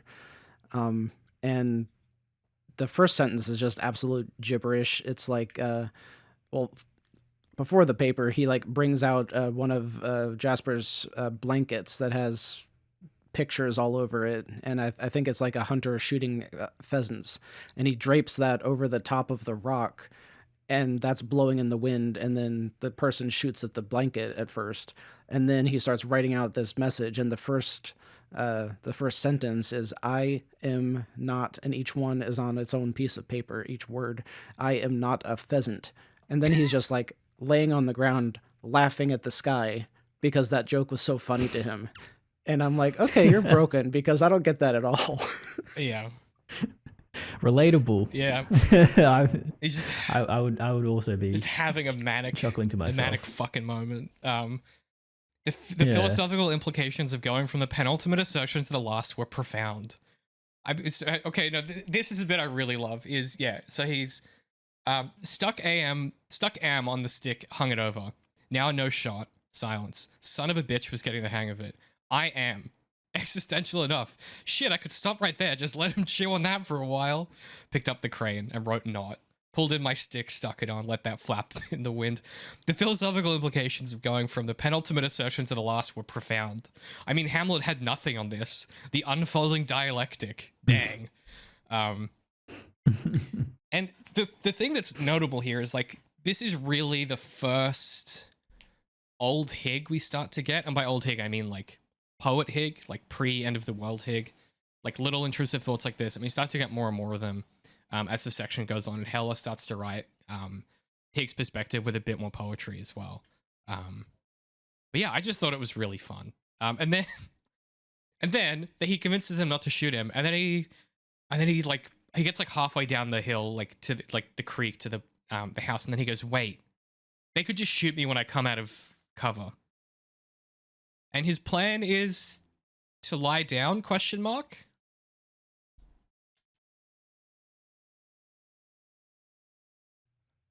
Yeah. Okay, so there's a lot of setup here to kind of make things make sense. This meadow and the stone house and the man and the woman, they're down in a box canyon, which is like a big hole in the ground. So like he can see down into it really well, but he can't get down there because you have to like climb down. There's a huge tree that's like a faux ladder, and so you are totally exposed if you actually go down and into this place. And the reason he got the guy to stop shooting at them is because he just chunked a grenade at them and was like, "Yo, if I want to kill you, I can blow you up, so stop shooting at me. So he's basically telling them, let me come down there or I will blow you up. And they agree to that. But this is when he realizes, oh, wait, I can't get down there without totally exposing myself. And so he kind of like lies down and scopes the scene out and waits until dark and then climbs down the fake ladder under the cover of darkness to try to be safer. Right. Yes. And then because he's concussed and tired, he has a little nap. Very relatable. He has a little lie down. That never occurred to me that he was still concussed, because that makes this a lot more bearable for me. Yeah, it's like the next day. He's probably still not good. Yeah. Because I'm like, you're trying to convince them that you're not insane, and so you write, I am not a pheasant. Like, what are you thinking, man? Well, he's trying to be funny, right? He's putting on like a show, like bravado, basically, because he sees this woman there, and I like how like it seems like everything he does in this scenario is just like his motivation is just in order to like get close to this woman, just like just to acquaint himself with this woman. And like as you say, like he keeps having intrusive thoughts. Like I think the first sentence in this chapter is like he was surprised that it's like, oh, she wasn't standing naked waiting at the river for me. Okay, I can cross that possibility off the list. Like Yeah. It's like he's that's all he's thinking about. And it's just driving his every action, and it's kind of funny. Yeah, well, I mean, and he also does he does say like it's the possibility of a new relationship of any kind, right? That's the other aspect. Like, yeah, it is the woman, but it's also just the notion that like that there's something new that's possible after like 9 years of the same possibility space. Mm-hmm.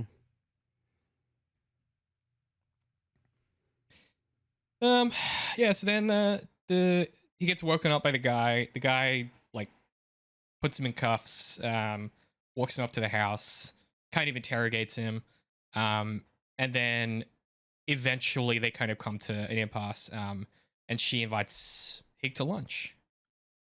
Yeah.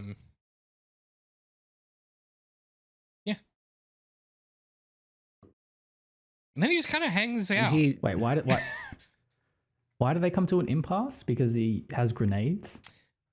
I don't remember what the conversation is. Yeah, when is the impasse that you're... I'm trying to find it. Are you talking about when he's tied up and they're interrogating him?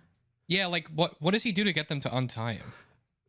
He breaks down crying. He's like, my dog just died and I don't have anybody left. And then he just breaks down crying, and then the woman is like, Dad, untie him. Right. And Pops unties him. Yeah. He did the old cry and beg maneuver. Smart.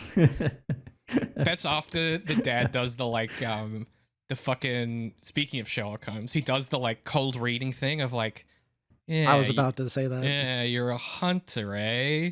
He's like, what? How the fuck? And he's like, Kai, the way that you were walking down the creek and the way you held the gun in your other hand. And then he's like, and you were never in this. You were never in the service. You were never in the army though, because you only kill elk, which I know. You love to fish as well. And he knew he was a fisher because you studied in the creek. Because he stood like at a particular spot. Yeah, shut the fuck up. Shut the fuck up. I hate this. It's always so it's goofy plausible. to me. I know it's plausible. It's plausible. It's just always so goofy to me when books do this, and it's not framed as being kind of goofy. I don't know.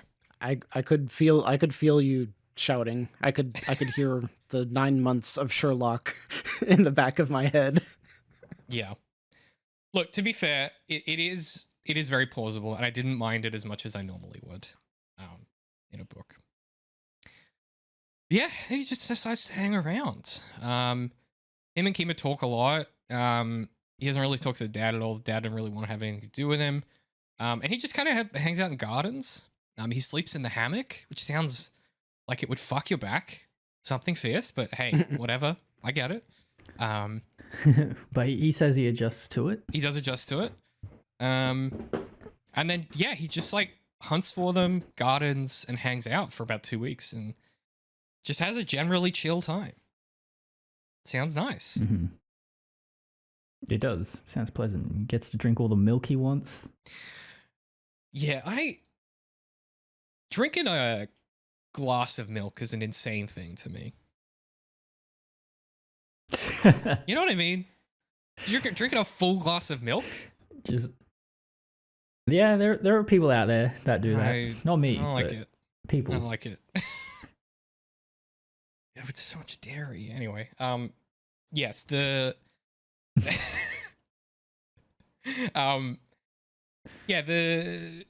we learn a little bit about Ceima. She was married. Her husband. Oh, there's this particular section I wanted to give you because I thought it was just like incredible. Where she was trying to have children with her husband. He was a musician. He finished his dissertation, and she talks about the fact that like it felt like they were about to start their life. Because like if he finished his dissertation, then he'd start making good money. And then they could finally have kids and everything would start to happen. Like two people waiting for a train, the happiest expectation. Maybe not so happy at the time, but seems so now. He taught at Hunter and adjunct, made squat, loved his students, hated the department, waiting to get the degree, waiting. Time in its pod, blown open and scattered. She talked to me like that. I mostly listening. He worked past me without a word. I never offered to help. Something about his look prohibitive. I hiked up to the beast and got my sleeping bag. The nights were clear and cool, full of stars. The stream of stars framed by the rim of the canyon like the banks of a dark river, dark but swimming with light. Through the leaves of the big cottonwoods, I slept in the hammock with the leaves above me, a rustling roof. They moved the stars around and gave them voice. The first night, the hammock hurt my back, but after that, it didn't. The third day, I climbed the tree ladder with my rifle and brought home a large buck. And then it goes on from there. But yeah, this I've written on my marginalia. Hig finally gets his goddamn vacation. This is the thing that Bangley kept being like, take some time off, pal. You got to get away. Finally did it. That thing with Ceima, like, that might be the most, like, I don't know, existentially relatable thing in this book so far, about waiting for your life to start. Like, yeah, I don't know, especially, and you know, the whole thing about money as well is like very relatable. Like, especially in this world we live in right now, it's like every step that you take toward, like, you know, like building a life, it almost feels like it's never not the final step, because, you know, there's just so much, all these pressures in the world, that you're like, oh, this is the next step, but it's not the final step to, you know, to actually just chill and start your life. And then I like how Kim is reflecting, like, oh, you know, but even though it always felt like that, it was like, looking back, like, that was like, that was life, and that was like the best things about it. And like, you know, deciding what takeout you wanted to bring home to eat that night, like the little things like that. Mm-hmm. Yeah, man, that hit me pretty hard. Yeah. It it's this idea of like these moments of like limbo, or that can feel like limbo at the time, though that's actually life, and like you have to learn to appreciate it, or you're gonna look back and be like, fuck, like I was just not in that moment at all, or like I missed that moment. Yeah.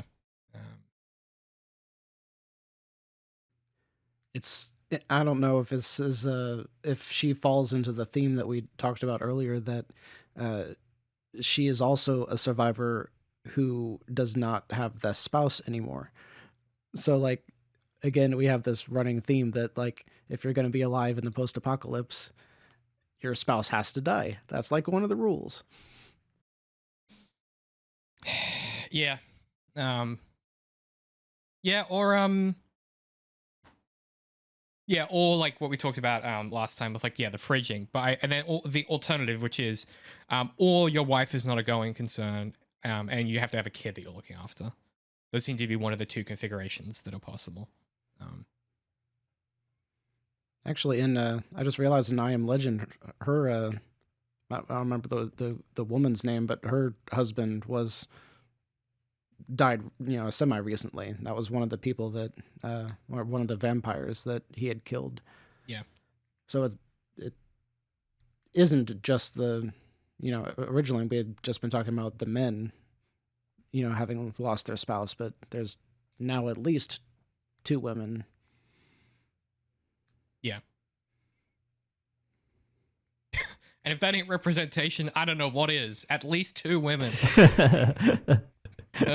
Feminism, eh? Yikes. But yeah, like, I don't want to read too much more of like their conversations. If you are interested, this section, like just reading their interactions is so, to Pat's point, like it's really moving. And manages to not feel saccharine, I think. Yeah, they kind of talk about their lives, and she mostly talks and he mostly listens. There's a really beautiful moment where like they're like making a bowl of snap peas together, and she's just talking about like her life, and then he starts to talk about his wife. She's also got some sort of disease where like she bruises very easily, and she's she's not in great health, and she's likely going to die very young. Yeah, and it's a result of her surviving the pandemic, I think. Yeah, is that right? Yeah, it seemed like it was like the same blood disease as the other folks have near him, but like she has a far lesser version. Well, I understood it as it was some unrelated like genetic disease that the blood disease exacerbated, and like compounded, and then she got over it, but like just barely, and then it like left a devastating mark on her. So the pandemic and the blood disease are like 2 different things, right? Like the pandemic is what she survives, which gives her this like devastating condition, and then the blood disease is specifically what the Mennonites and a bunch of other people get in the wake of like, that's after the end of the world, but like not related to the pandemic. Pretty sure. Right.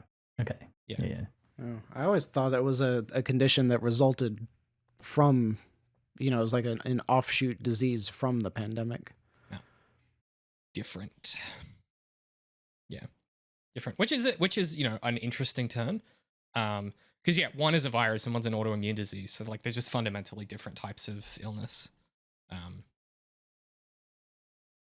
said that with such confidence, like I know anything about medicine.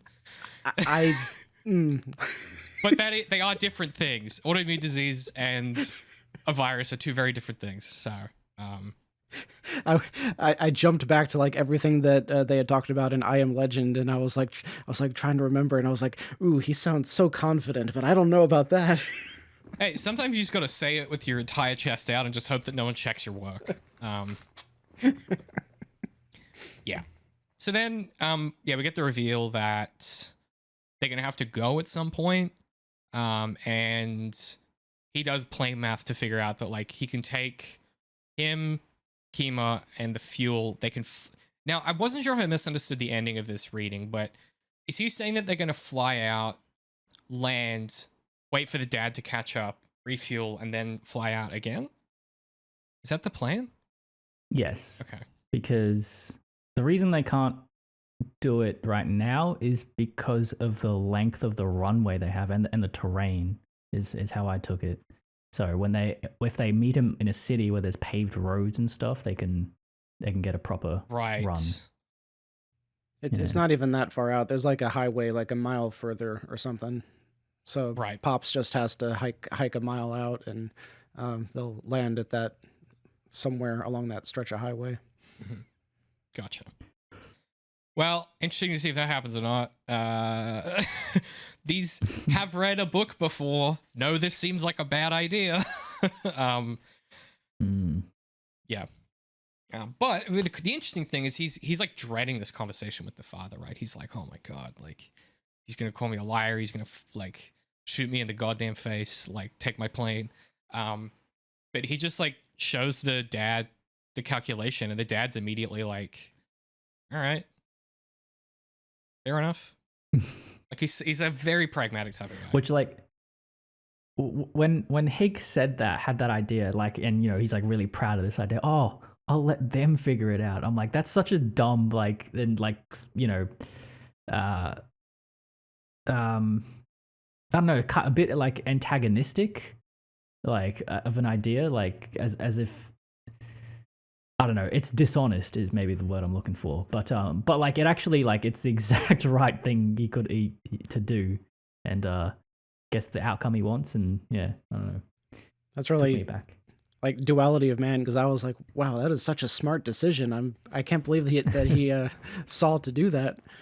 Well, it's that he knows that, okay, this is how it checks out. So Hig knows that if he tells the old man, Hig knows that the old man knows that he's scared to tell him about the calculations.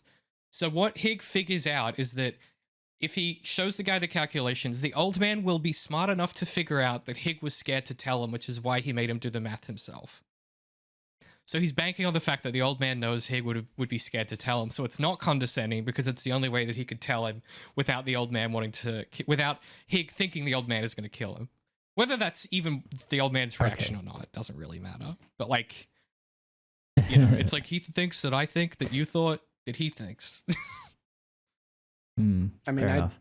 And the old man would want to double check his math anyway. Correct. So, yeah. Yeah, I really don't think it's like as complicated as all that. It's like you're about to tell the dude, I'm taking your daughter in the airplane and we cannot take you. We don't have the fuel. Like, his first question is going to be like, you have to prove this to me. Like, I'm not letting you do this unless you prove it to me. And he's not going to trust his math as proof. He's going to want to do his own math. So the whole thing came off as like really genuine to me. Interesting. There you go. Either way, it's quite the revelation. Yeah, so now he's sort of yeah, the conversation they have afterwards is really like informative of this. Finally, he put down the pencil, straightened his arms against the side of the table, sat back, stared at me. Thought I saw hatred. Hard to tell with Pops. You already you did it already, didn't you? I nodded. I stay, she goes, nodded. You already knew that, nodded. He stared. A mobile light moved over his features. Gave them a look of animation, though I don't think anything moved. I'd say, could have heard a pin drop, but not with the creak right there. He stared at me, nodded slowly. Okay, he said. Just like that, it was done. Now I really like the old coot, have to admit. He took his medicine, no whining. Like, yeah, he just accepts it.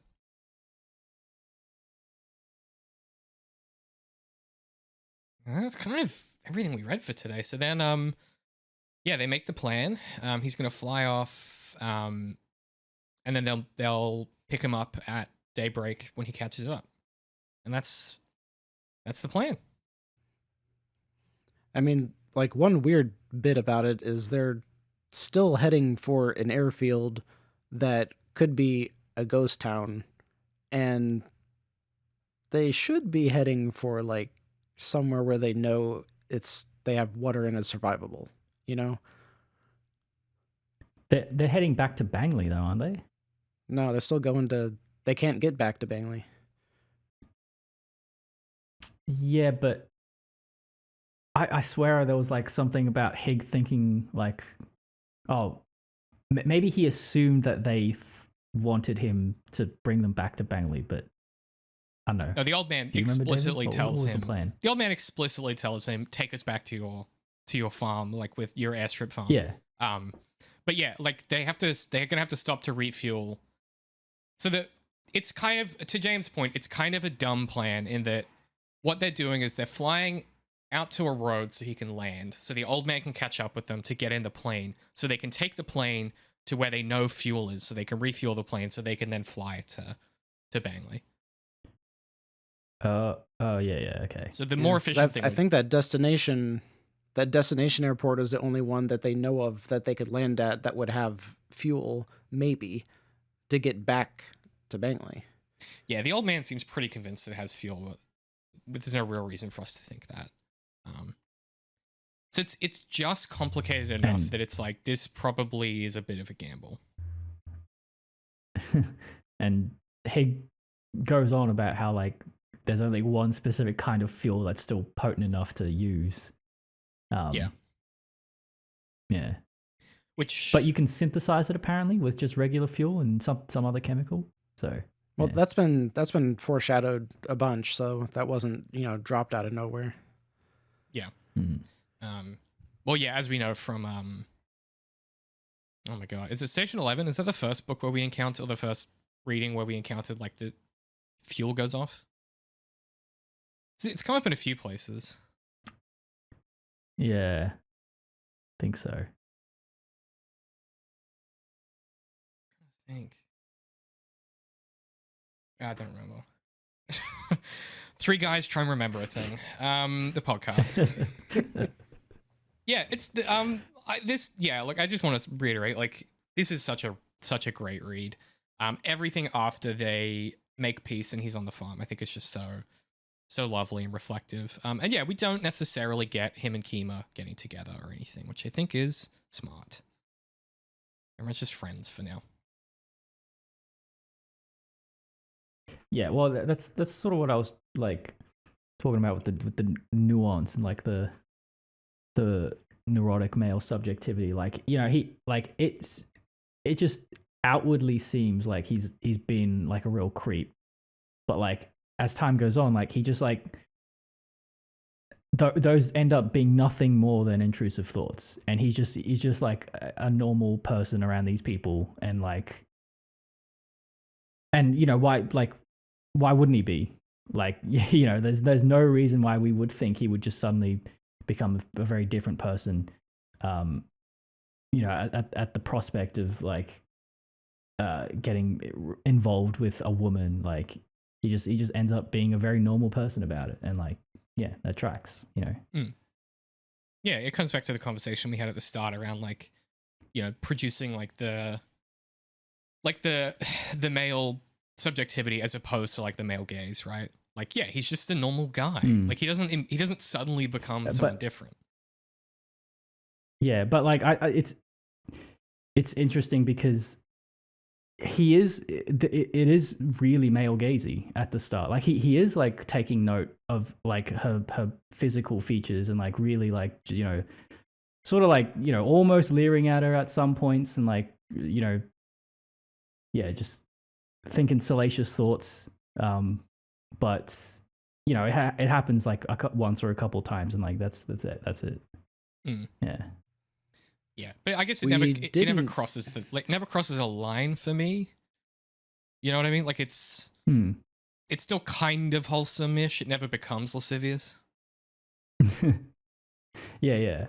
But like that, I guess that's like that's the tension of like are any like sexual thoughts appropriate? Like what's the line? Like how is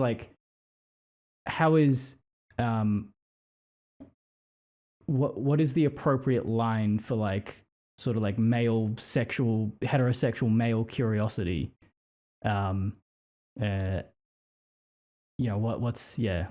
What's the line between like just like natural prurience and objectivity? And that's what I think is really interesting about Higgs' perspective in this chapter. Because we're now back in like caveman days in many aspects. So with society collapsed, then a lot of the improvements of feminism and women being equals has also collapsed. So like that entire question is completely reframed, right? Yes and no. I think this book is less interested in that than say something like The Road, where like that just hits you over the head again and again with like, you know, we're the good ones. There are these lines that you never cross because you can't come back from them. We carry the fire, that sort of thing.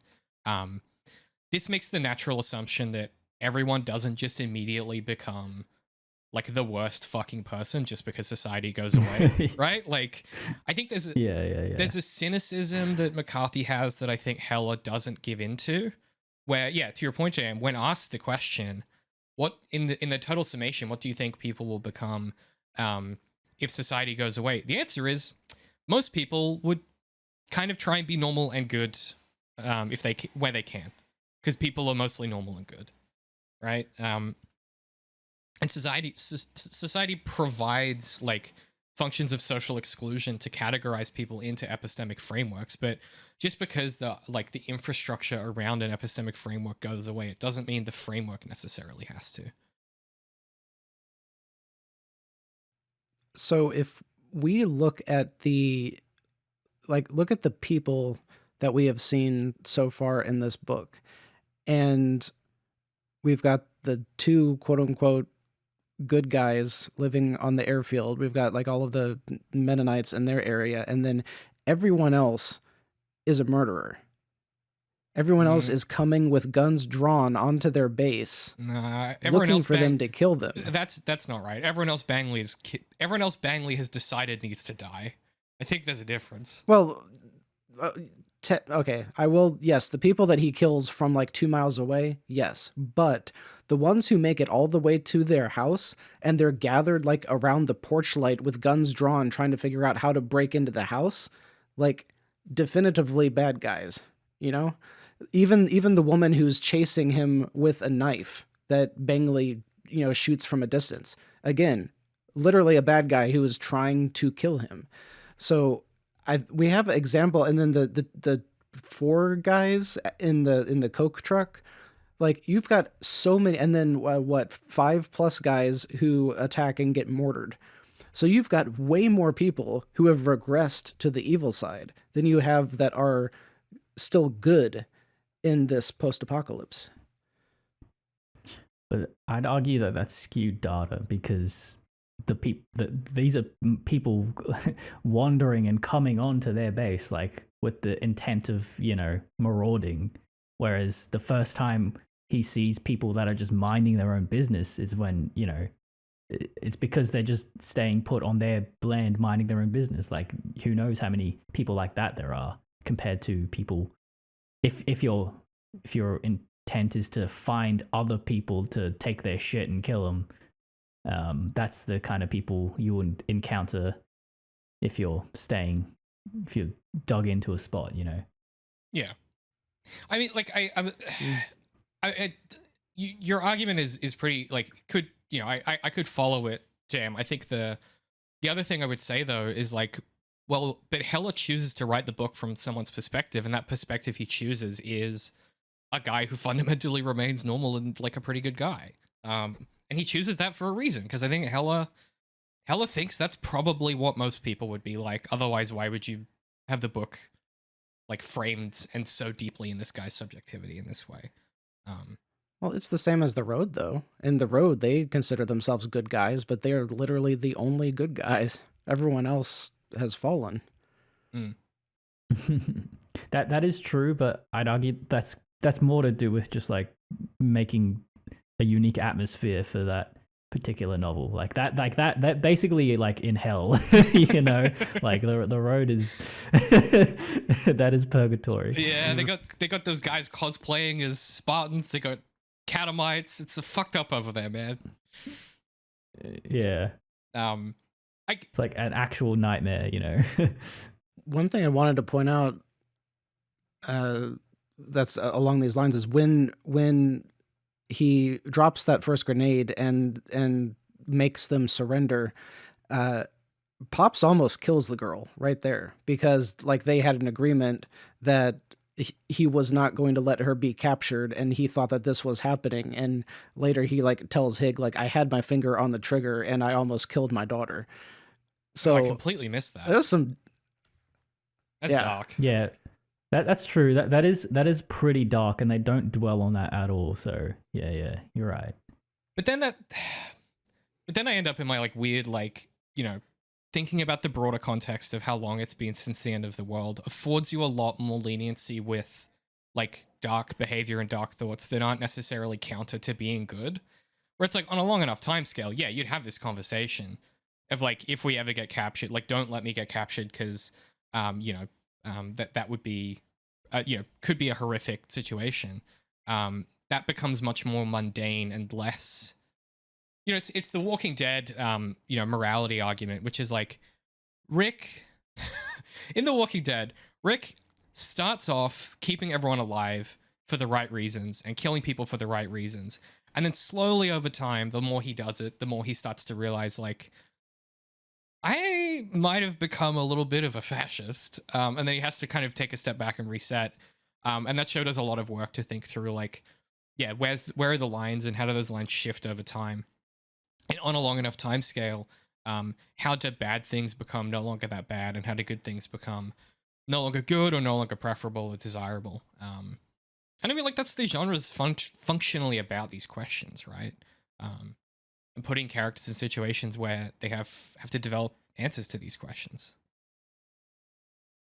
I think that we can definitely read it differently here, though, because like they've the Pops and the woman, this was their like land, like they knew about this place whether they owned it or not, but they had come here previously, right? So you could very much see that they had avoided so many of these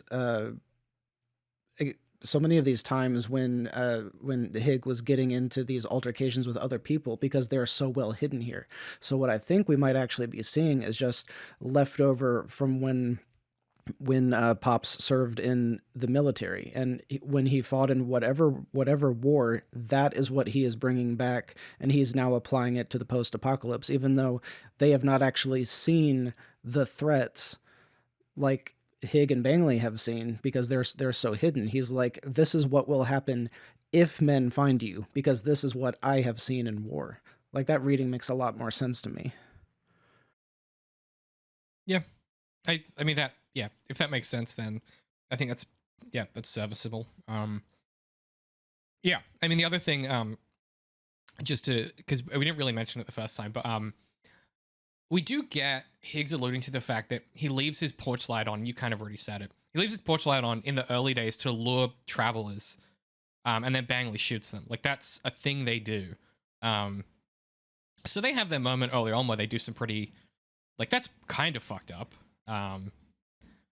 I don't know. I think these are interesting questions that the book is putting pressure on as it goes, as it starts to find answers to the question of, like, why is Hig bothering to survive? If to survive you have to do all these terrible things. And he's finally starting to find those answers for himself, I think. Potentially. Yeah, turns out morality is complicated. Who knew? Who would have guessed? I mean, yeah, it is complicated, but unless you break it down into a chart where you can place characters on a 4-axis grid, and then it's very understandable and true. And then it's really easy, yeah, because you just ask Mitchie, and then he puts him on somewhere, and he's right every time. I can't wait to do that for the Mad Men character. Oh. That's gonna be fun. Let me get in there and argue for oh yeah. I'll be yelling. I'll be screaming. Don't do that to my boy Pete. Don't push him. your boy. I thought you were Pete hater. I am the biggest Pete hater. But Don made him into that. I think I'm gonna be much more generous to Pete. Yeah. It just, anytime someone's like an absolute fucking martinet, just gets under my skin. God. Good show. Okay. That's everything I've got. Anything else before we wrap up? I'm very excited to finally finish it. Yeah, I'm just excited to read more. I've been having such a good time with this book. Yeah, good stuff. All right. Look, pluggables, what do we got? Jam has a new video up on the Darth channel, talking about the handmaids. It's very fun. And I filmed 2 more today. One of them on whether the character of Thrawn was ruined in the recent adaptations, and then one on how I am claiming that Anakin is actually pointless in the story. So Nice. that's not going to be contentious at all. Nice, dude. Only the main guy the whole time. Interesting. Interesting. I mean, I could also make that argument. I think that's like a pretty... Yeah, I mean, definitely. Because the fact that they make him into a character instead of just letting him be the golem, I think is a pretty fucked up mistake. But that's neither here nor there. Anyway, it just changes the genre of what it's doing, is my point. Go check that out. Also, the new website isn't live yet, but it should be in, I think, a month or two. The new Underink website. We're very close to being done. We will be launching that with a bunch of new merch as well. I will let you guys know when that is available if you would like to support us that way. I know people like merch. Oh, he's wearing the hoodie. He's wearing the hoodie, ladies and gentlemen. You can find that at underink.press, along with a bunch of other really fun shirts. We're launching the new site with, I can't remember the exact wording, but it says something like, together we could drink a pint and topple the conservative right, or something like that. I can't remember exactly what it says, but I thought it was... It comes in pints? It comes in pints. Yeah, so go check that out. It's a great way to support us if you also want to get stuff. Otherwise, you can head to patreon.com/zeroindent. Supporting us at the $5 tier unlocks the bonus episodes of this show, where we watch and talk about supplementary materials. Our latest episode just went up on the Beach, where we watched the 1959 film. It's a really fun episode. The Patreon chats are a lot looser. I sing Waltzing Matilda at one point. It's a hoot. You can head over there and check that out. Also going up very soon, we'll have episode 2 of me and JM's Media Crit 101 series, where we talk about what writing is. That's really fun. I finished the edit for that last night. And, oh my god, there's so much content over at patreon.com/zeroindent. And you can watch me build my new desk and have a slight mental breakdown when I read the first instruction and go, oh no, I don't know what this means. So that's kind of, it's chopped up into sort of a bit of a vlog. You can listen to that or watch that if for some reason that's something you want.